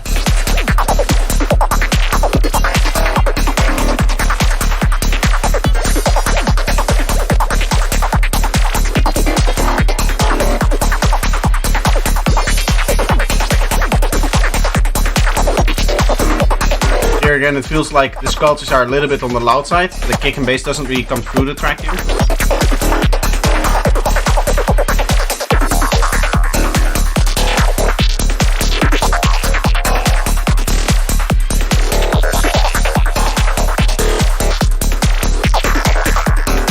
Here it feels like there's kick transients missing all of a sudden.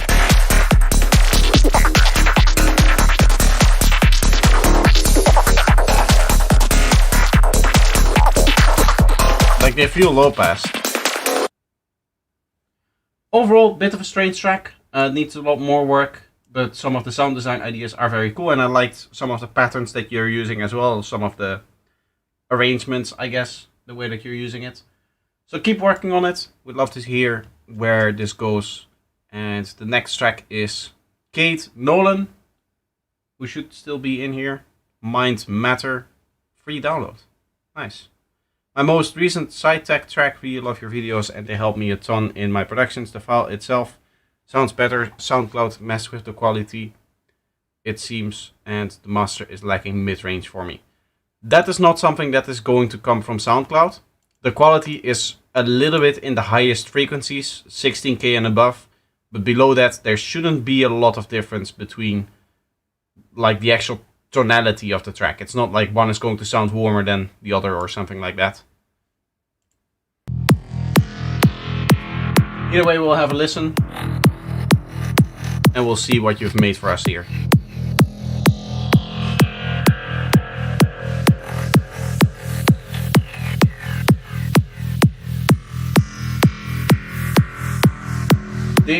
Chuno, welcome. I'm sorry for mispronunciation, but you get it a lot in my chat.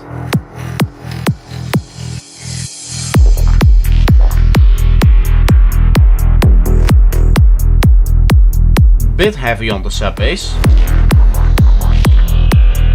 Some cleaning of the kick and bass would also be nice, especially the kick here. In this particular case, you can get away with doing an LFO tool. Yeah, overall a little bit sub heavy.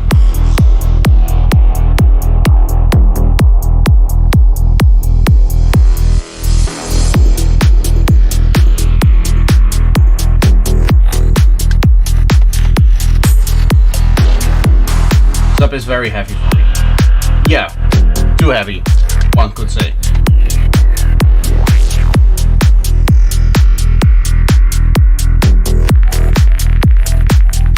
Wasn't me that did the mask.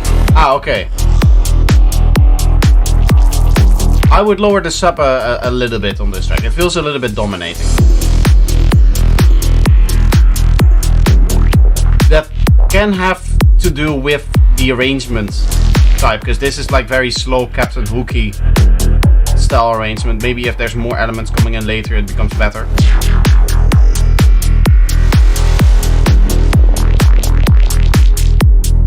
It is a style that you can go for, but I would, in that case, personally remove, as I said, some of the lowest harmonics so that you get a little bit more emphasis on the warmer area as well over here.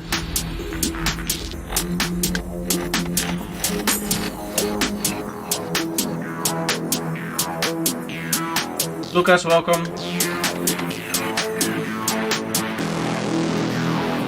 There's no new names after Lucas there.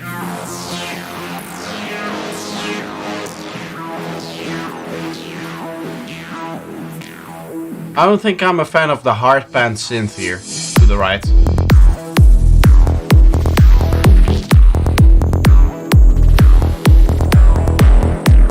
This feels like a more normal way of the bass sub being, right? Where the sub is coming from the kick and the bass has a little bit less sub. That is feels a little bit more balanced.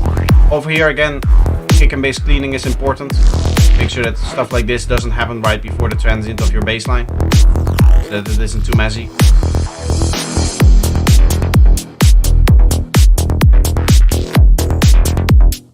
Love the rolling plugs here.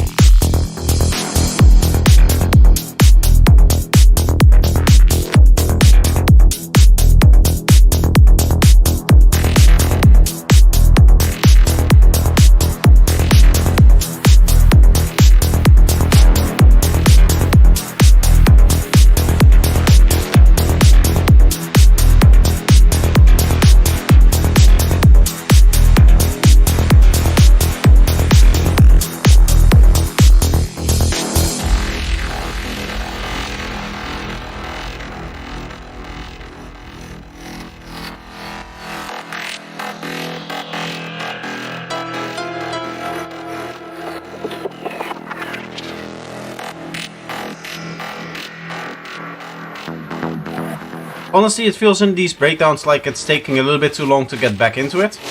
With like a Psy Tech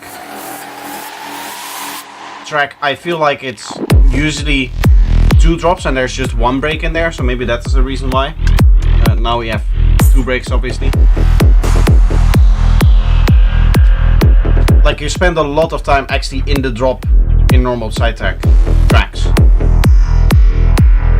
My best reference though is Captain Hook, so that is not even very close to Psy Tech, but it is closer than normal Psy tracks, of course. But if you look at a structure from one of his tracks, you'll see that there's a few smaller breaks, and then there's just 1 long break in the 2/3 area of the track somewhere.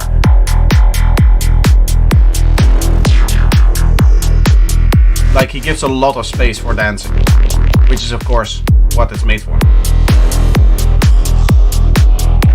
We appreciate what you do, taking your time to help the community. You're welcome.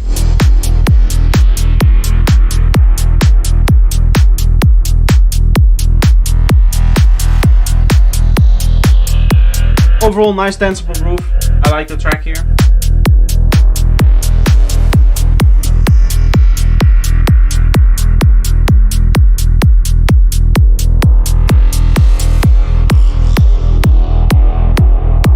Personally, not a fan of when drums just suddenly stop though. I like to have that happen in a fill somewhere. And of course, we've had a lot of tracks where the outro didn't finish the delay tail. That is very important. Have the delay tail kind of fade out over time. Okay, so I like that. Hope that the feedback is helpful here. And we move on to some synthwave, I believe. Anatoly Synthwave by Control 4. Sounds interesting. Let's have a listen. Hey, big guy, see if you can squeeze this one in. I can.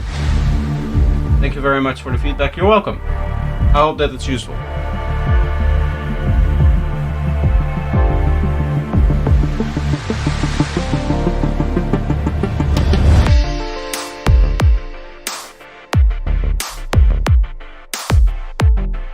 It has some Dan Worrell vibes here in the chords.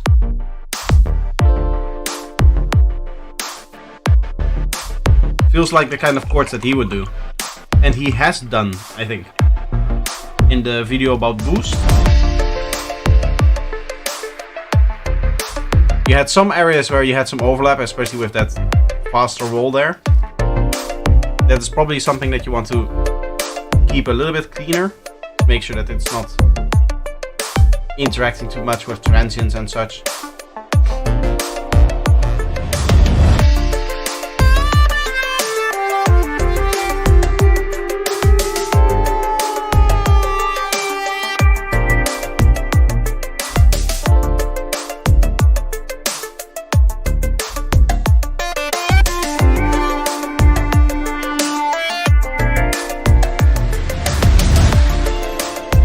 Here again, there's a few areas where the sweep just overpowers the kick. Before there was like a kick roll where kicks were bleeding into subsequent transients from kicks that were playing after. That is a bigger problem. Like, the sweep isn't that big of a problem because this is obviously not like dance music, but those rolls where the kick just completely loses its power, that is something that you should probably address.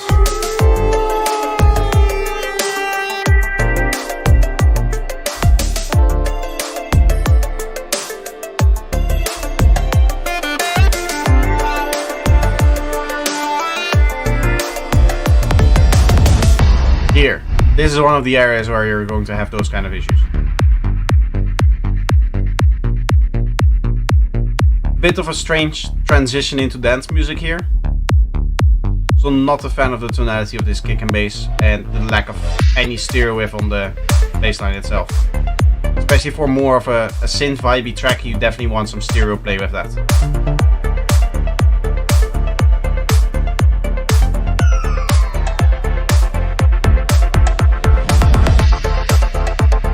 Here again, this is one of those kick rolls where you lose a lot of punch from the kicks by doing that. probably fade out the kicks before the next kick plays. That is the best approach there.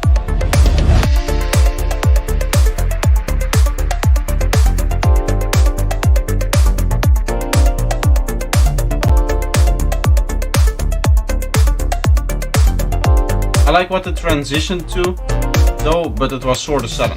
I feel that. Yeah, the transition sounded a little bit off, but once you get used to the new idea, I like the new idea. I also like the old idea. So there should be a better transition in between them. I agree with that.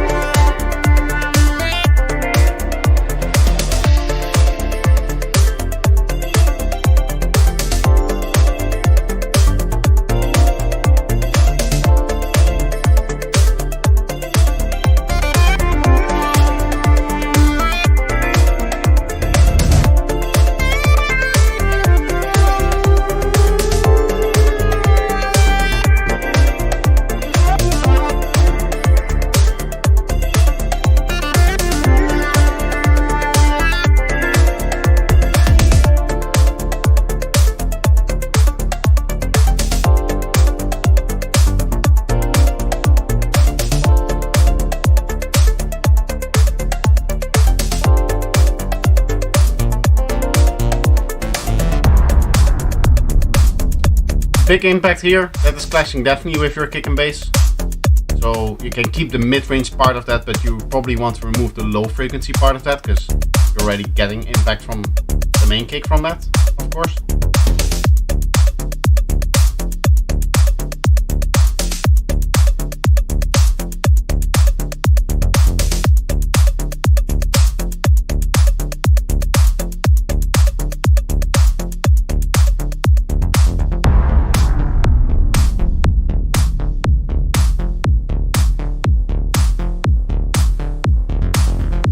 For some reason we're starting to distort here.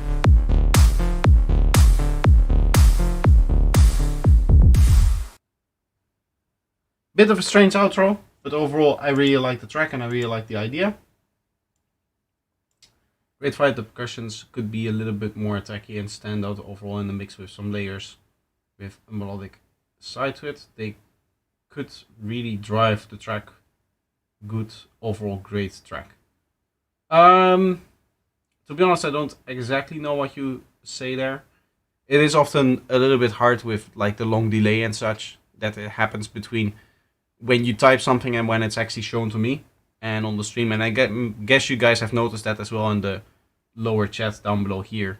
How sometimes there's a big delay between when you guys send the message and when it actually appears on the chat thing there.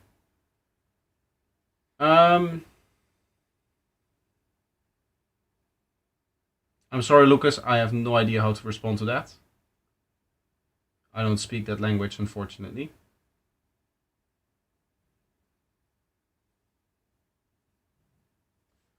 Anyway, let's move on to the next track, which is going to be Mocha. No Meio da Rua. Submitting for feedback on live stream. First master, one of my first tracks. Let's have a listen.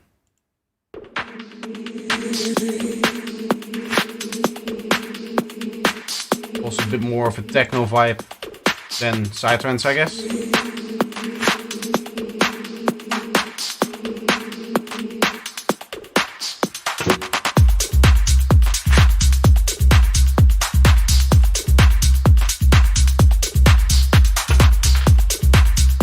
I like it, nice and groovy. One of the things that you should probably check out for is if the kick is not bleeding into, or the bass is not bleeding into the kick like we see over here. Like check out the difference between this kick drum here and this kick drum here, how the transient is just all messed up here. Whereas here it's a lot cleaner. Even though here there's still a little bit of bleeding happening to it. And the best way to fix this is just a very strong type of sidechaining on there. Like if you have LFO to something like this, you just go down all the way here and then you just go into that a little bit earlier.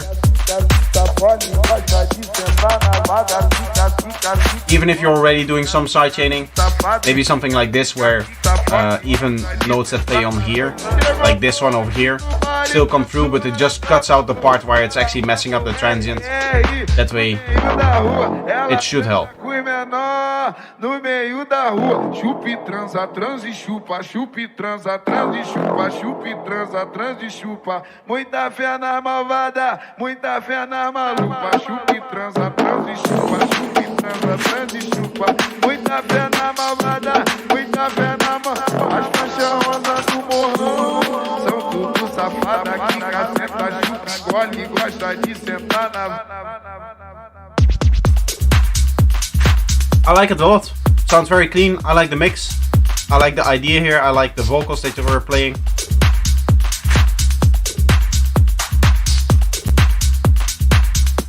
Overall, very groovy.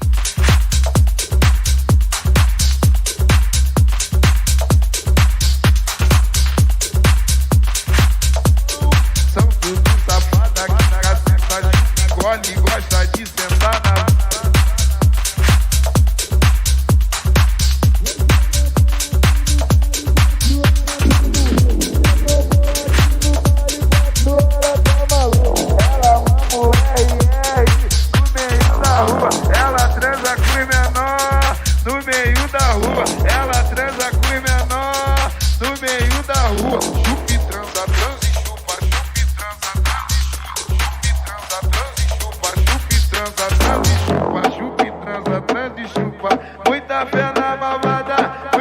Honestly, over here, I could hear the vocals on their own, without those percussions.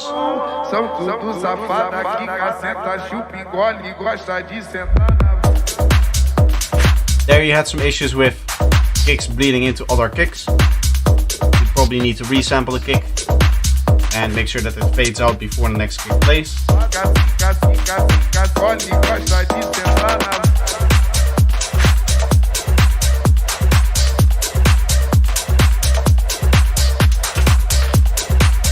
Bit of a wonky lead over here. I'm not sure I'm a fan of this.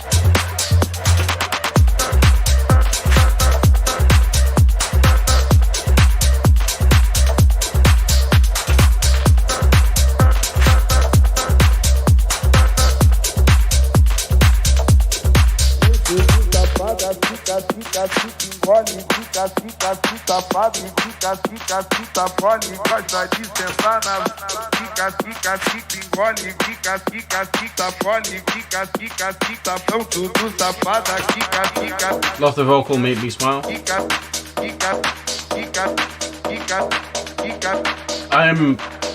I cannot translate the vocal, so I don't know. What does wonky mean? It's not the best thing to say. It's how would I? It's like a bit messed up is the right way to say it. Wonky means like a bit messed up, in a way.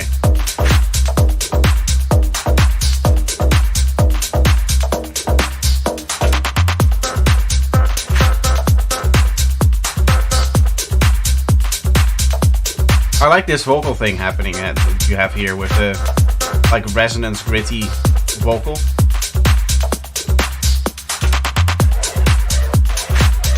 But as I said before, I'm not a fan of this sound over here.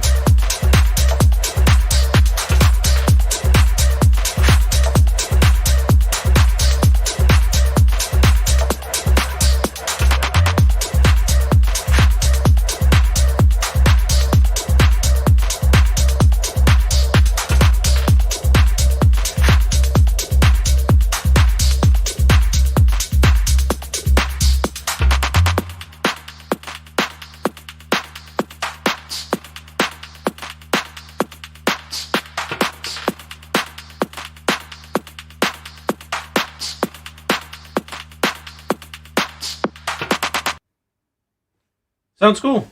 I like it. I like the sound of it. Next up we have a track by Jacob here, Jacob Stray, Creative Energy Psychedelic Tech House 140 F minor. I can't read the rest. Either way, this is Jacob Stray. We can use.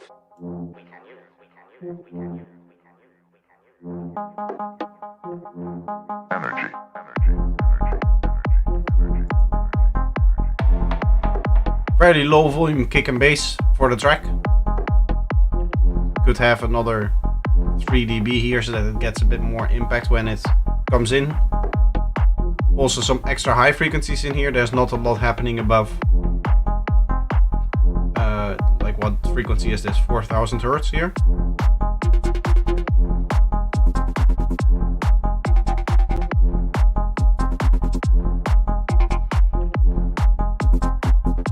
I do like the tonality and the cleanliness of it. I like that you've made it so short that it stays clean like this. Just a bit more attack coming from the kick would be nice.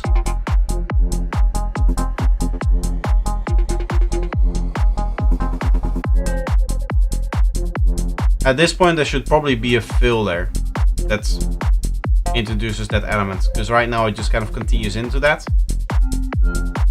And there was a riser into it, but having a fill right before it is a bigger indication to the listener that something is about to change. I'm happy with all the feedback. It makes me a lot inspired. Thank you for you explained the word. I'm struggling a bit with English, but it helped me understand. You're welcome. I'm glad it was helpful. Here the bassline could use a little bit of stereo, but overall it could just open up a bit more. Right now it feels very deep and very dark.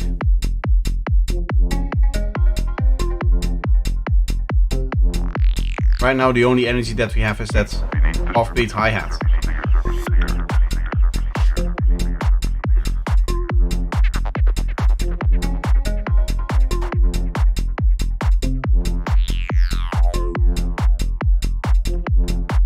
I like the minimal approach to sound design though. And there's some cool stuff happening here. It's not because there's no energy available. It's simply that we've called for more energy to be delivered to a given place than a line can take. And the whole system blows.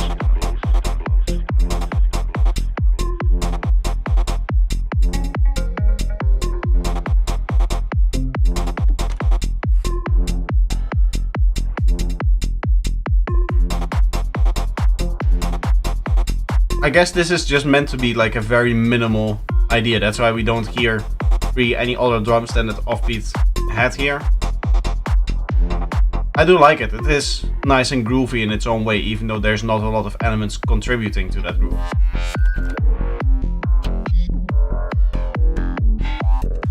Could you make a video on how to make drum fills and transitions, please? I would like to learn from you. There's a whole playlist about transitioning inside trance on my channel. I did like 4 videos and I believe I also covered the idea of fills in there. Not drum fills specifically, but fills in general.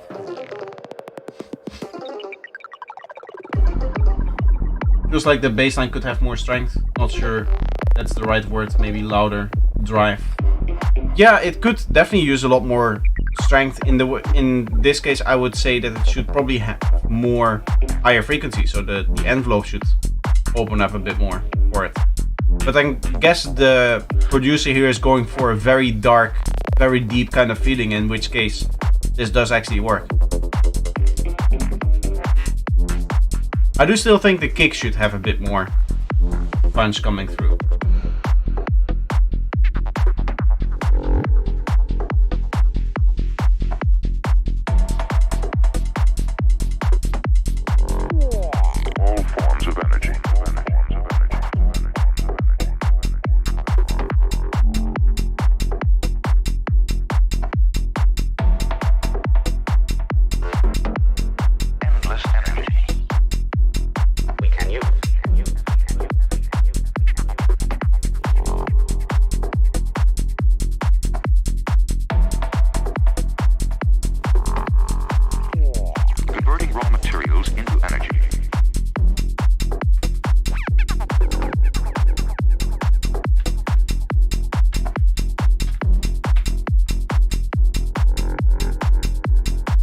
I like the little bass layer that you're doing here. We must walk. Ba-dum-bum-bum, ba-da-dum-ba-dum-bum-bum. It would be cool to hear that through more of the track. Nice plucky offbeat kind of extra groove to it. Natural light, natural heat. Dog somewhere in the universe with my thoughts this way. I wanna be the only place for me. Harmony within myself, freedom in expression. This is where I wanna be. This is where I wanna be the only place for me. Creative deep dive somewhere in the universe with my thoughts this way. I wanna be the only place for me. Harmony within myself, freedom in expression. This is where I wanna be. This is where I wanna be the only place for me.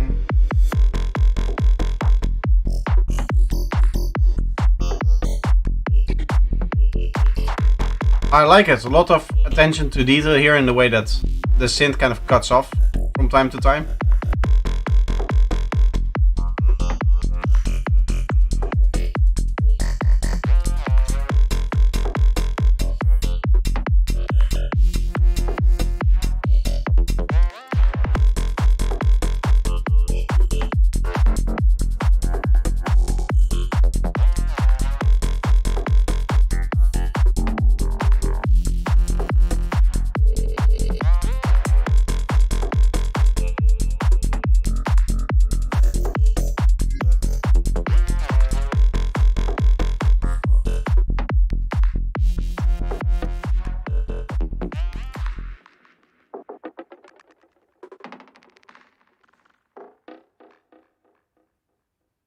I like it. I like it a lot. Sorry for all the Portuguese random comments around your chat, sir. Yeah, I see there's a few people speaking a different language. Usually, I don't mind it too much. I know that that happens just from time to time. If people are from the same place in the world, they tend to speak in their own language. It can sometimes be a little bit annoying, but especially with these feedback streams, I don't rely on the chat too much to have a conversation, right? It's sometimes I respond to a few sentences that are in there. In the other streams, if I'm trying to have a conversation, then it's a little bit more annoying. But for now, I mean, what can I do? There's not much that I can do about it. Anyway, I'm going to take another quick break. Let's see how many more tracks we have after this. 1, 2, 3. And there's a fourth person submitting. I would like a few more submissions after this, so that after my break I can do roughly another hour, maybe a little bit less, maybe a little bit more, depending. But I'm going to get fresh ears for a second here. What should I play? I guess I can just go with the classical one. Or let's play this track. I haven't played this track in a while. And I have played this a lot on stream, so I'm not spoiling anything by playing this. Unless you're new here and you don't want spoilers for the album, this is an upcoming track of mine that I'm working on. So the analyzer's there. I'll take a quick break, and once the track is finished, we can continue listening to more tracks. So keep sending them, and I'll be right back.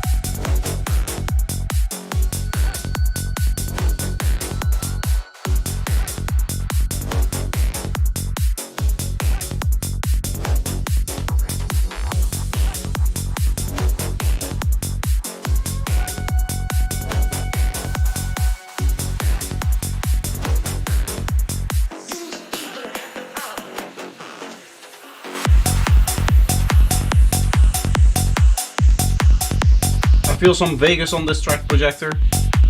It does have a little bit of that. It's a bit more focused on the groove, I guess. He seems to be focused more on like cool bass lines and such, where I always have elements interacting with it and whatnot. Overall though, I'm happy you guys like the track. As you can hear, still in production because there's some delay lines that continue happening forever, or that go on forever, which is not good. That's something that I have to fix, of course, in the mix once that will happen. But for now, we're going to listen to this one we already listened to, Octa with Roots Mechanic Rough Mix. Here's a track I finished producing this week, still a rough mix, but I'd like to hear your thoughts. Okay.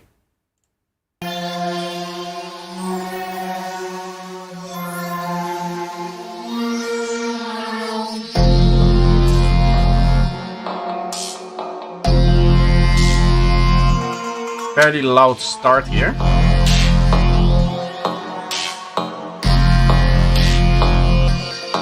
Personally, I would maybe tone that down a little bit so that your main drop is going to have a bit more impact volume-wise.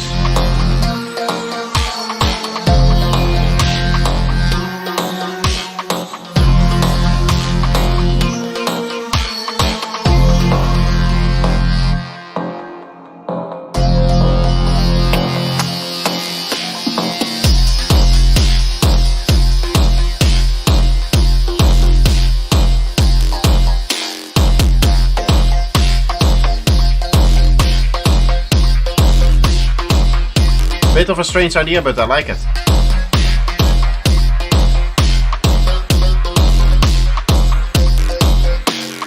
It is bleeding into the next bassline over here, so you probably want to fix that when it's longer like this.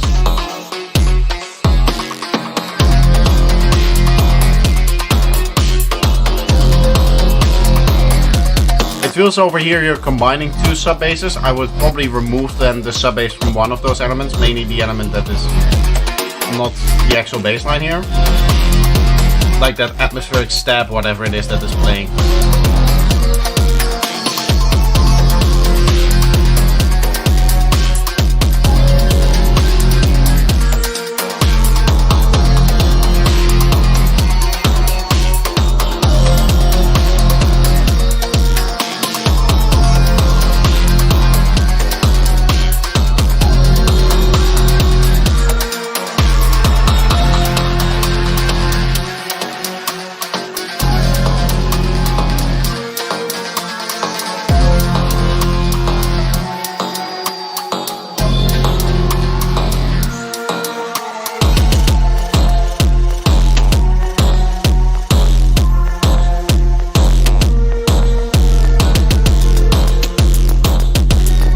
I like this triplet groove here. Sounds very cool.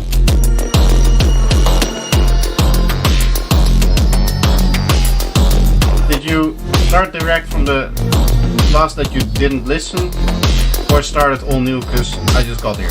We did listen to one of your tracks, but we skipped the second for now. Just said only if there's time, so we'll do that at the end of the stream.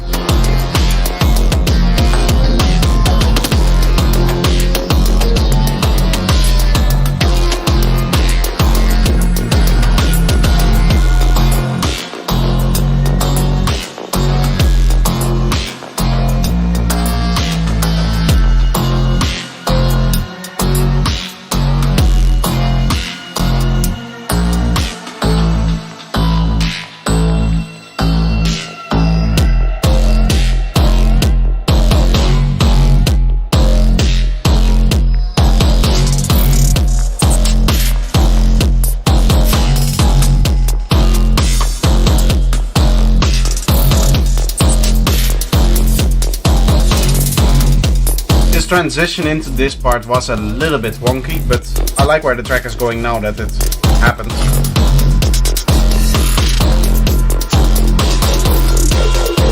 I'm getting itchy everywhere because of allergies, which is a bit annoying. But if you see me scratching my head or something like that, that's why it is.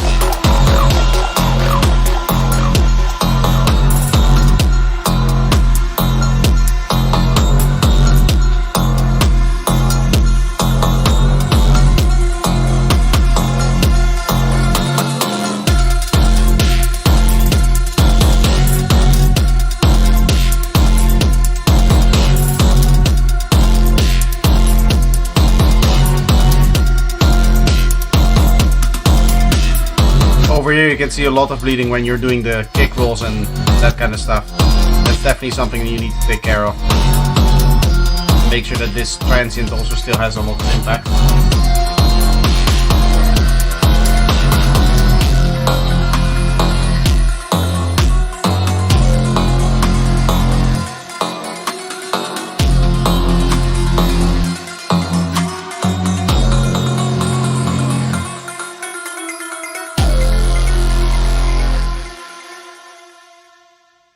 Sounds cool. I like the idea. I like the groove that you were able to bring here. It sounded very nice. Next up we have Heart of Gold, again by Mokka. More progressive one for the live feedback, focusing on progressive house / melodics. Okay. Let's have a listen here.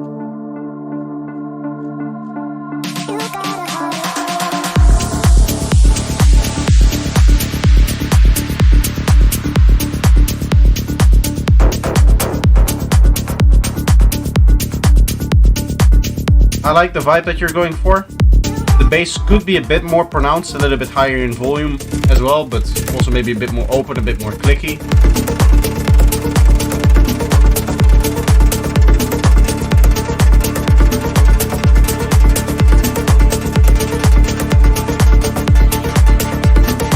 There's always this moment with these kind of downlifters and risers where it doesn't feel like it's part of the rhythm, which I really don't like with these kind of risers.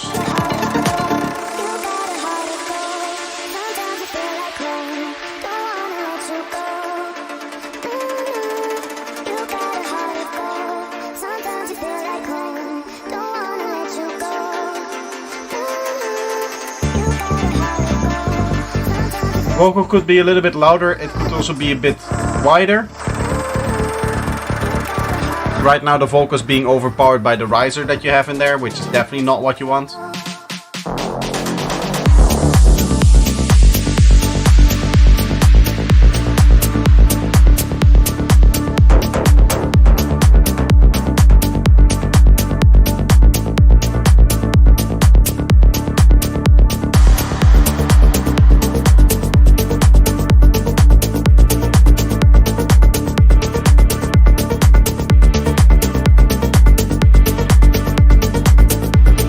Overall, very nice groove though, I like it.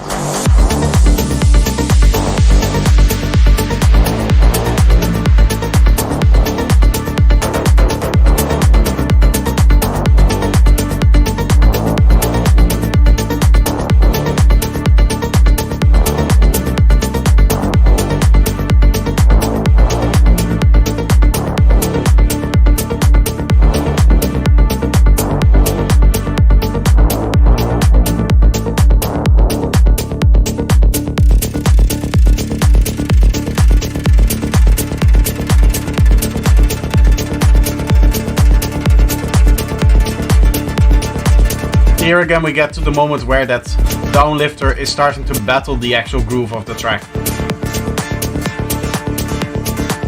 Because it's just out of the rhythm, do you know what I mean?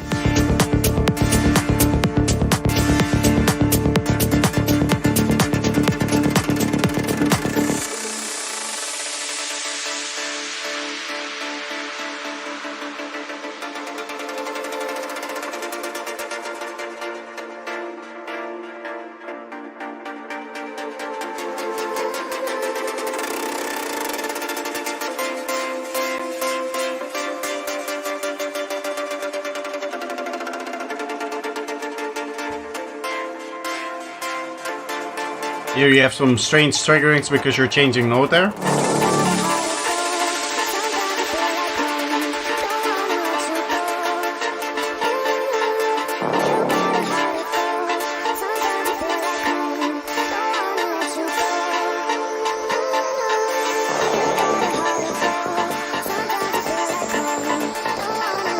It feels like you're taking all of the mid-range and making that very mono. Like this area over here feels very mono to me. It could be nicer to have that a bit wider, and again the vocals could be louder in here.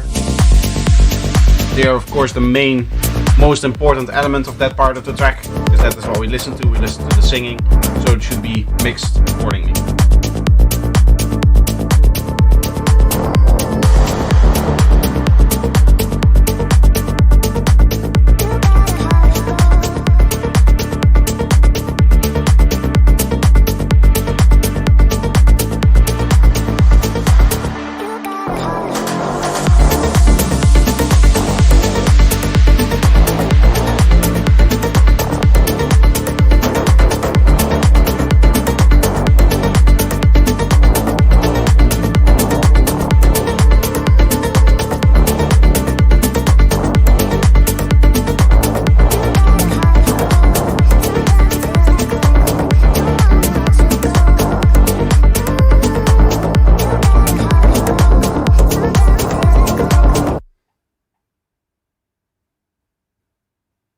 Sounds cool. It needs an actual outro. It just kind of stops right now. But overall, I like the track. To be honest, the lack of outro caught me a little bit by surprise there. There is an automation on the master to close the stereo field before the drop. Noted that feedback to adjusting it. Yeah, that's I guess that's a common trick, but personally, I don't really like to use a trick like that. It feels a bit cheap to have it kind of open up like that. It should be the musical idea, in my opinion, that opens up the track, not the pushing and pulling of the stereo. For me personally, I mix stereo in just like placement of an element. An element needs to be very wide if it's like a background element, if it needs to go out of the way. And if it's up front and central, it becomes a bit more mono. And if it's really important, like a kick or a bass, then of course it's either fully mono or almost fully mono. Kick is fully mono, bassline is a little bit of stereo wave in there.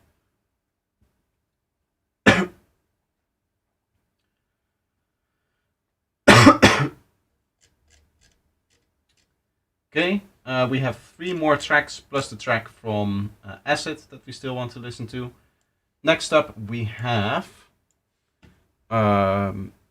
Lucas here. I'm sorry, it's hard to read that.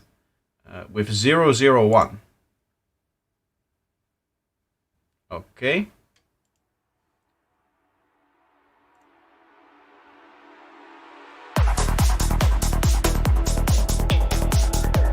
Very sudden start here. I'm assuming that he's still working on it and still needs to make an intro for this. Also a segment that builds up to this part, because we've already got drums playing, so this wouldn't be the first segment of the drop.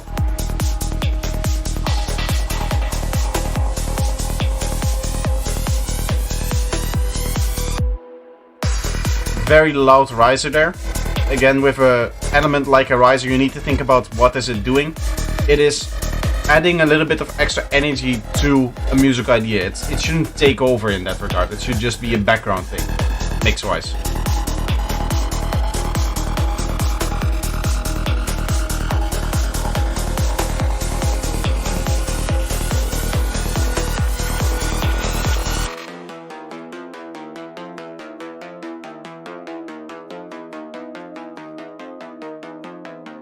Now it sounds like something that you would go into a progressive bass line with, like offbeat bass. I would have expected it there.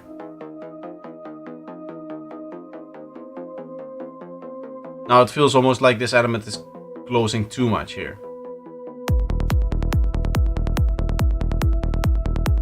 Let's see if the kick and bass is nice and clean. It is. That's very well done. Although we have some strange morphing in here. It needs a little bit more, I would say. This is not like to the point where it becomes an issue, but you can take out a bit more here so that the transient is a little bit cleaner. That's like a 0.1% difference though. So if you really want, you can keep it like this as well.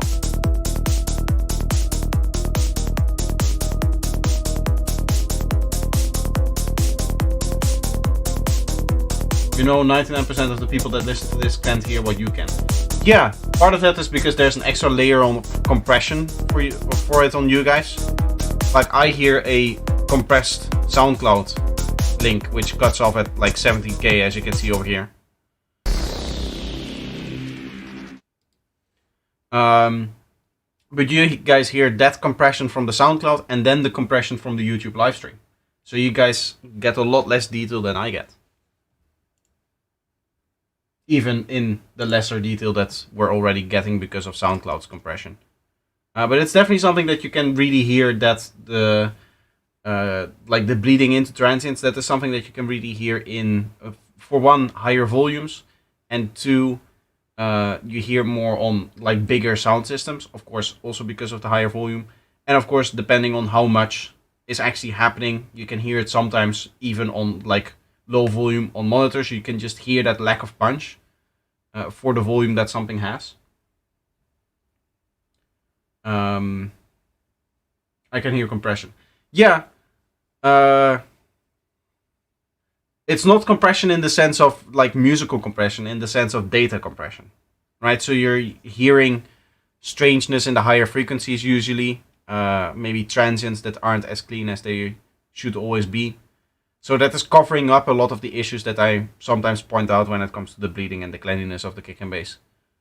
Anyway, Ethereal Laser by Forens X. This is my track. I'm about 2 months into producing, so don't judge me too hard. I am going to judge you very hard, of course. No, of course not. I try to take it into account how much people have been producing for, especially if they tell me that kind of information.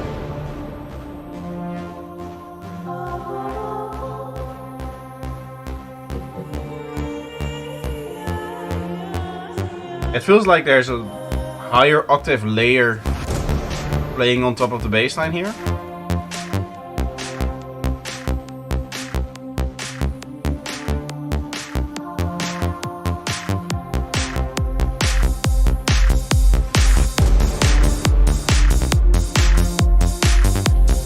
not a fan of randomly going into the drop like this.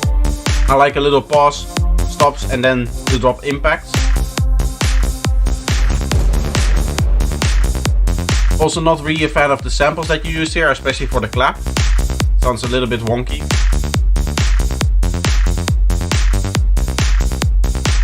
I hear some reverb on the bass. While I like the attempt at stereo widening your bassline, I would use a different process for that.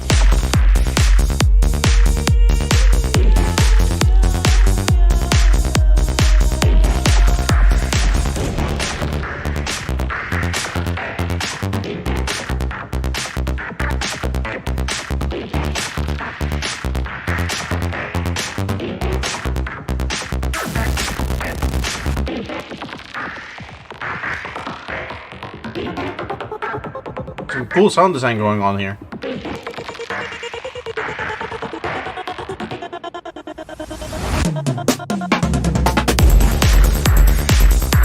Very loud fill there for the kick and bass. It's louder than the kick and bass itself.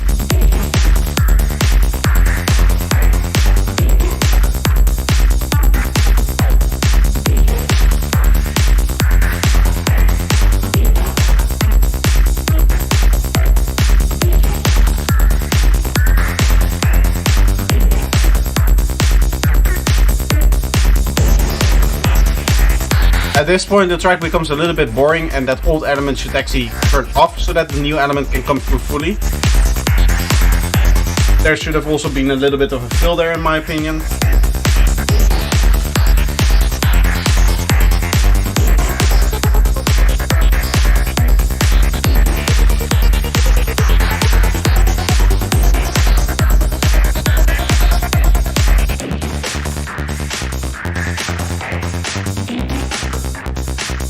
Like, as cool as this sweepy element is that you have in here, it has been playing for too long, right? So at some point it just becomes boring. It doesn't really evolve much either. So it has a tendency to become boring after a while.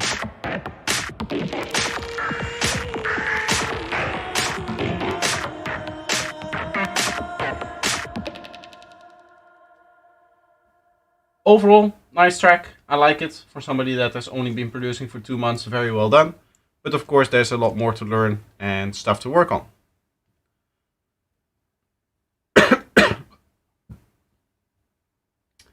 Okay, next up we have Nabu.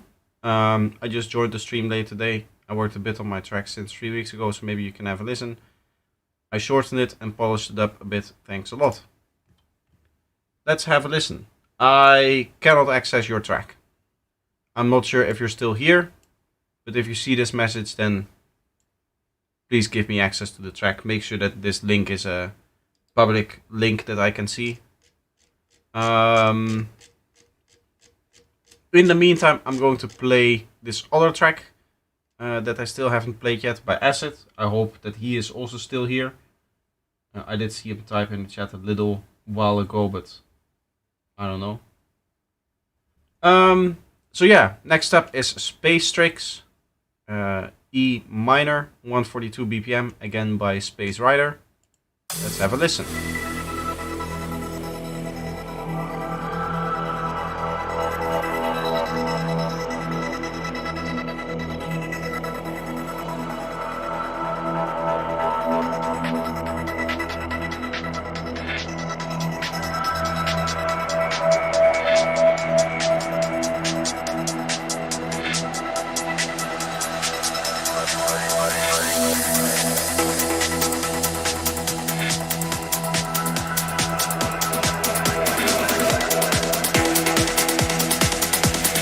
I like this build-up slowly transforming into an actual build-up.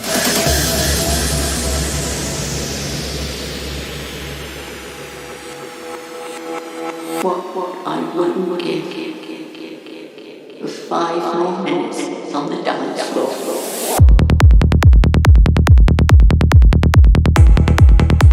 Again, with the kick and bass, the kick is distorting here. It is clipping. As you can hear.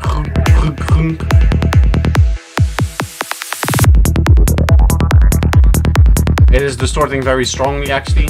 I would like to see the bassline cleaned up, but also some stereo riff on the bassline would be nice.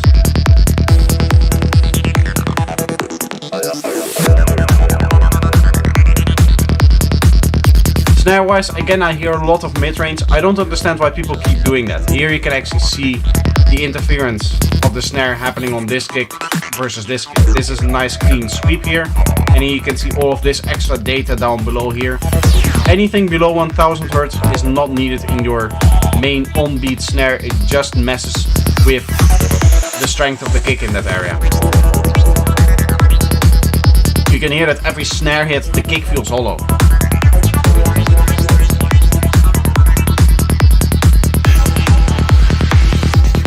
And the reason why you get that has to do with the way that those two elements are interacting with each other.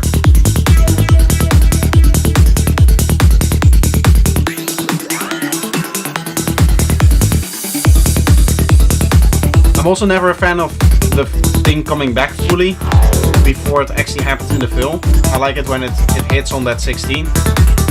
If you're filtering it up, keep it a little bit higher. Yeah, like this, I don't like it when it comes back and then the actual hit happens over here. It should be a fill that should open up, it should stay open, and then when you go into the next section, when you go into the next element, it should hit, like it does over here.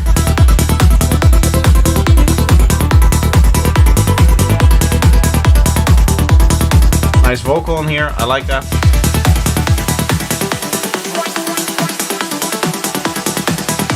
Yeah, you can see the strength of the lowest fundamental here of the snare.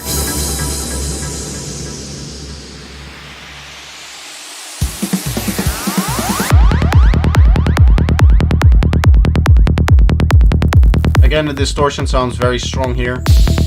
Definitely go check out what you're doing with your kick, why your kick is distorting like that. That's not good. As I also said, some stereo width on your bassline would be nice.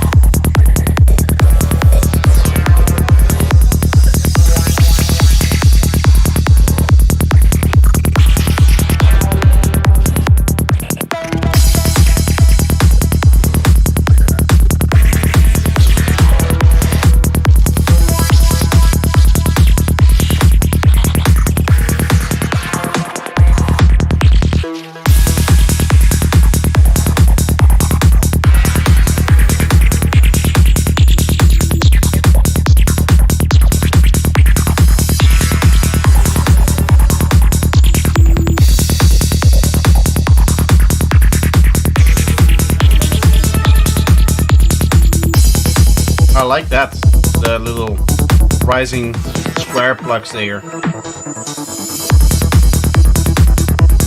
At least it feels like they're square thingies that you're doing there.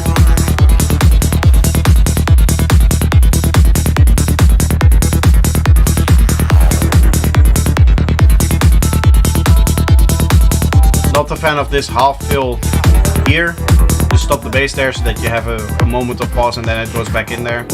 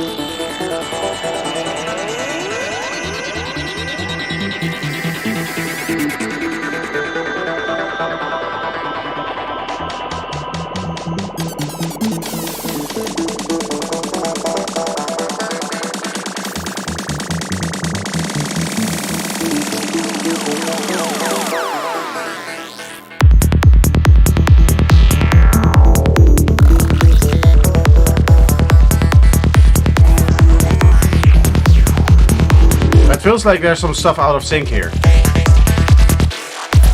Some of the glitchy synths felt a bit out of sync for a second.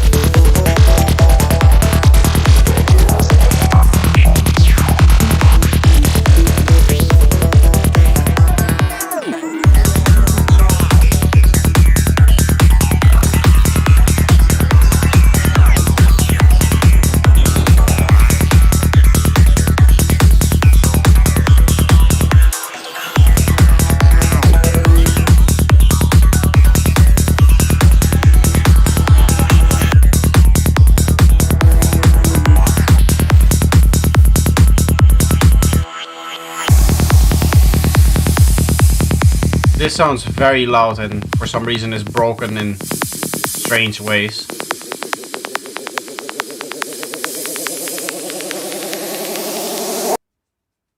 Yeah, that last noise effect there is also a bit strange. Overall, so definitely some details to work out, but some great ideas in there. I believe we got another message here by Nabu, who sent me the public version of his track. Oriental Psytrance updated. Let's have a listen. And then probably from there, I'm going to finish the stream after this.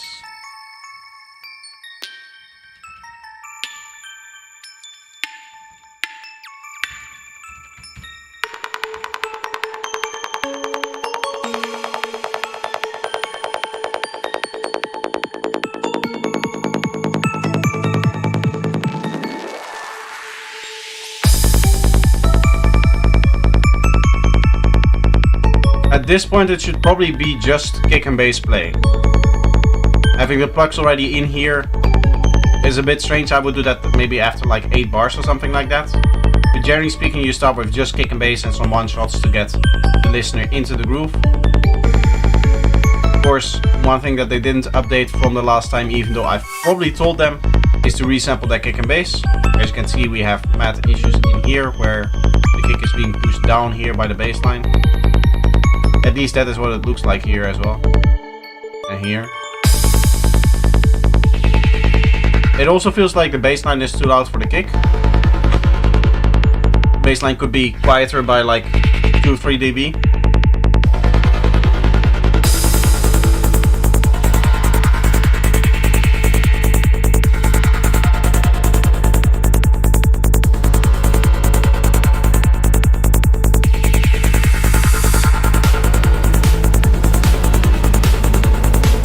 Very strange snare, I don't like it. Again, it sounds like a snare that has some mid-range issues.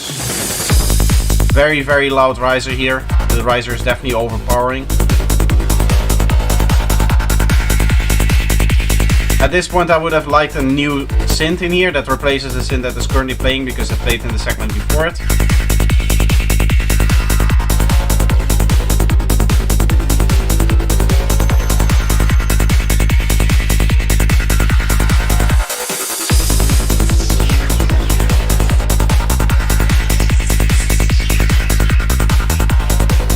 Here as well, same deal. It would be nice to have a different synth in here so that it, I guess it's a little bit less boring. Right now it just feels like it's this sound over and over and over again for 3 sections in a row, which it basically is.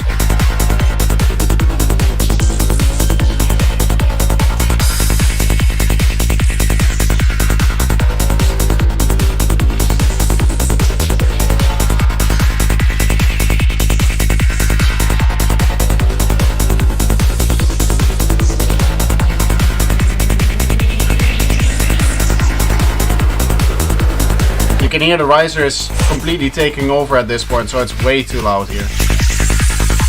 From the moment it comes in,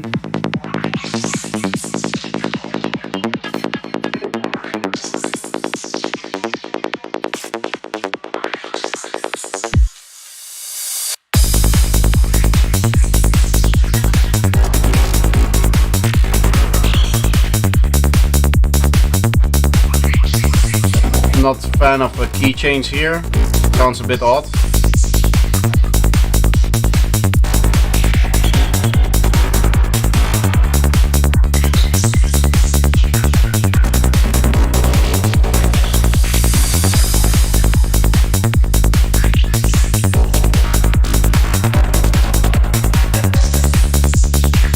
Something smells a little bit burnt in here. Like my PC is overheating again, even though it's not.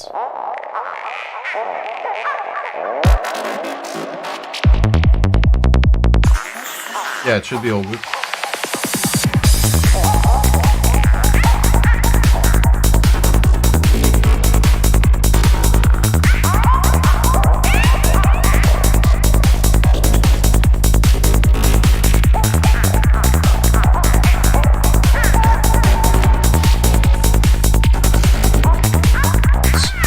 belt sound over here is a bit loud.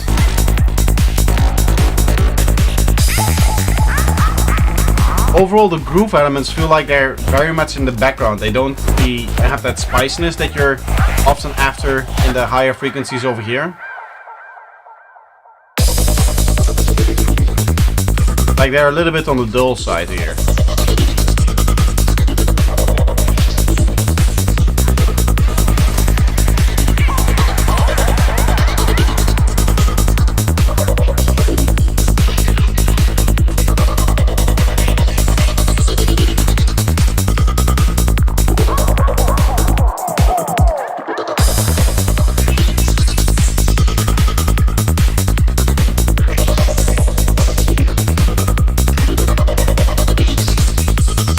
I like the melody that you're doing over here much more than when you were doing key changes. This is more like a flowy feeling as opposed to just going up and down for long periods of time, like flat up, flat down, I guess. It's a bit hard to explain the difference in there, but it feels a little bit more playful the way that it's playing now.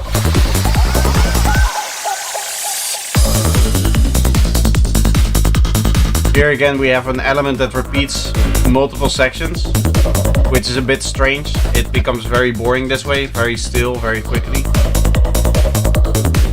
Where's my stuff? What stuff?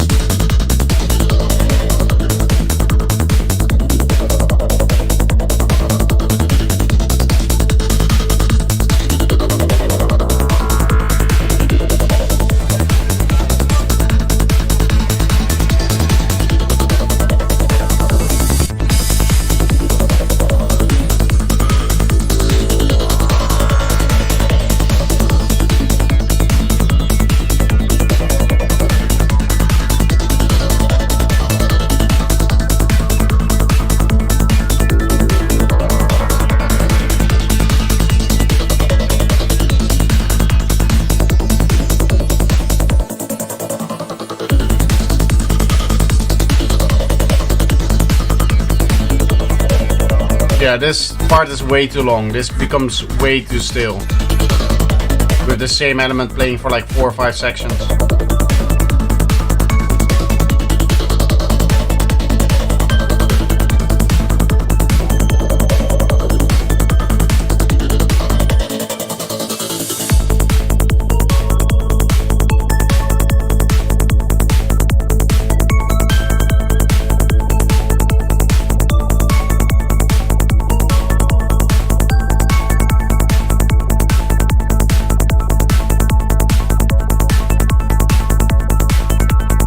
Again, we have a snare here that becomes very wonky and that it starts to cut into the kick drum over here. Remove any frequencies below 1000 Hz from your snare, if you're using a snare.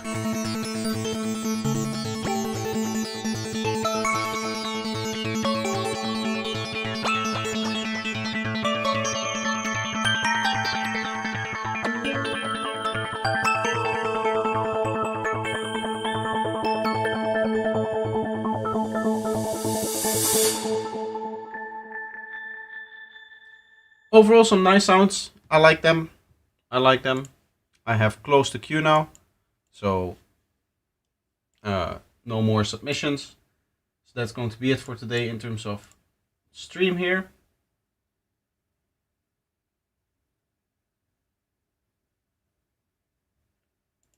Okay. I hope you guys enjoyed the stream. Let me know if you did. Anything else that I need to say? Of course, next week there won't be a feedback stream. I'll try to squeeze in a Bitwig stream before then, if I have the time to do that, but I cannot guarantee anything. I was trying to do that this Friday. I wanted to do it, but I ended up having a student, which takes priority. Of course, those are paying customers, so they get priority over people that watch me for free. Thanks for the support, man. You're welcome. I hope that it helps. I hope the feedback is helpful. Yeah, next feedback stream will be in 2 weeks. And we'll see each other then, if not earlier in the Bitwig stream. So see you guys. Bye. Next time I'll have a screen for this, by the way. I'm working on, as I said before, a start screen, an end screen, and a break screen. That is going to look good, hopefully. But we'll see how that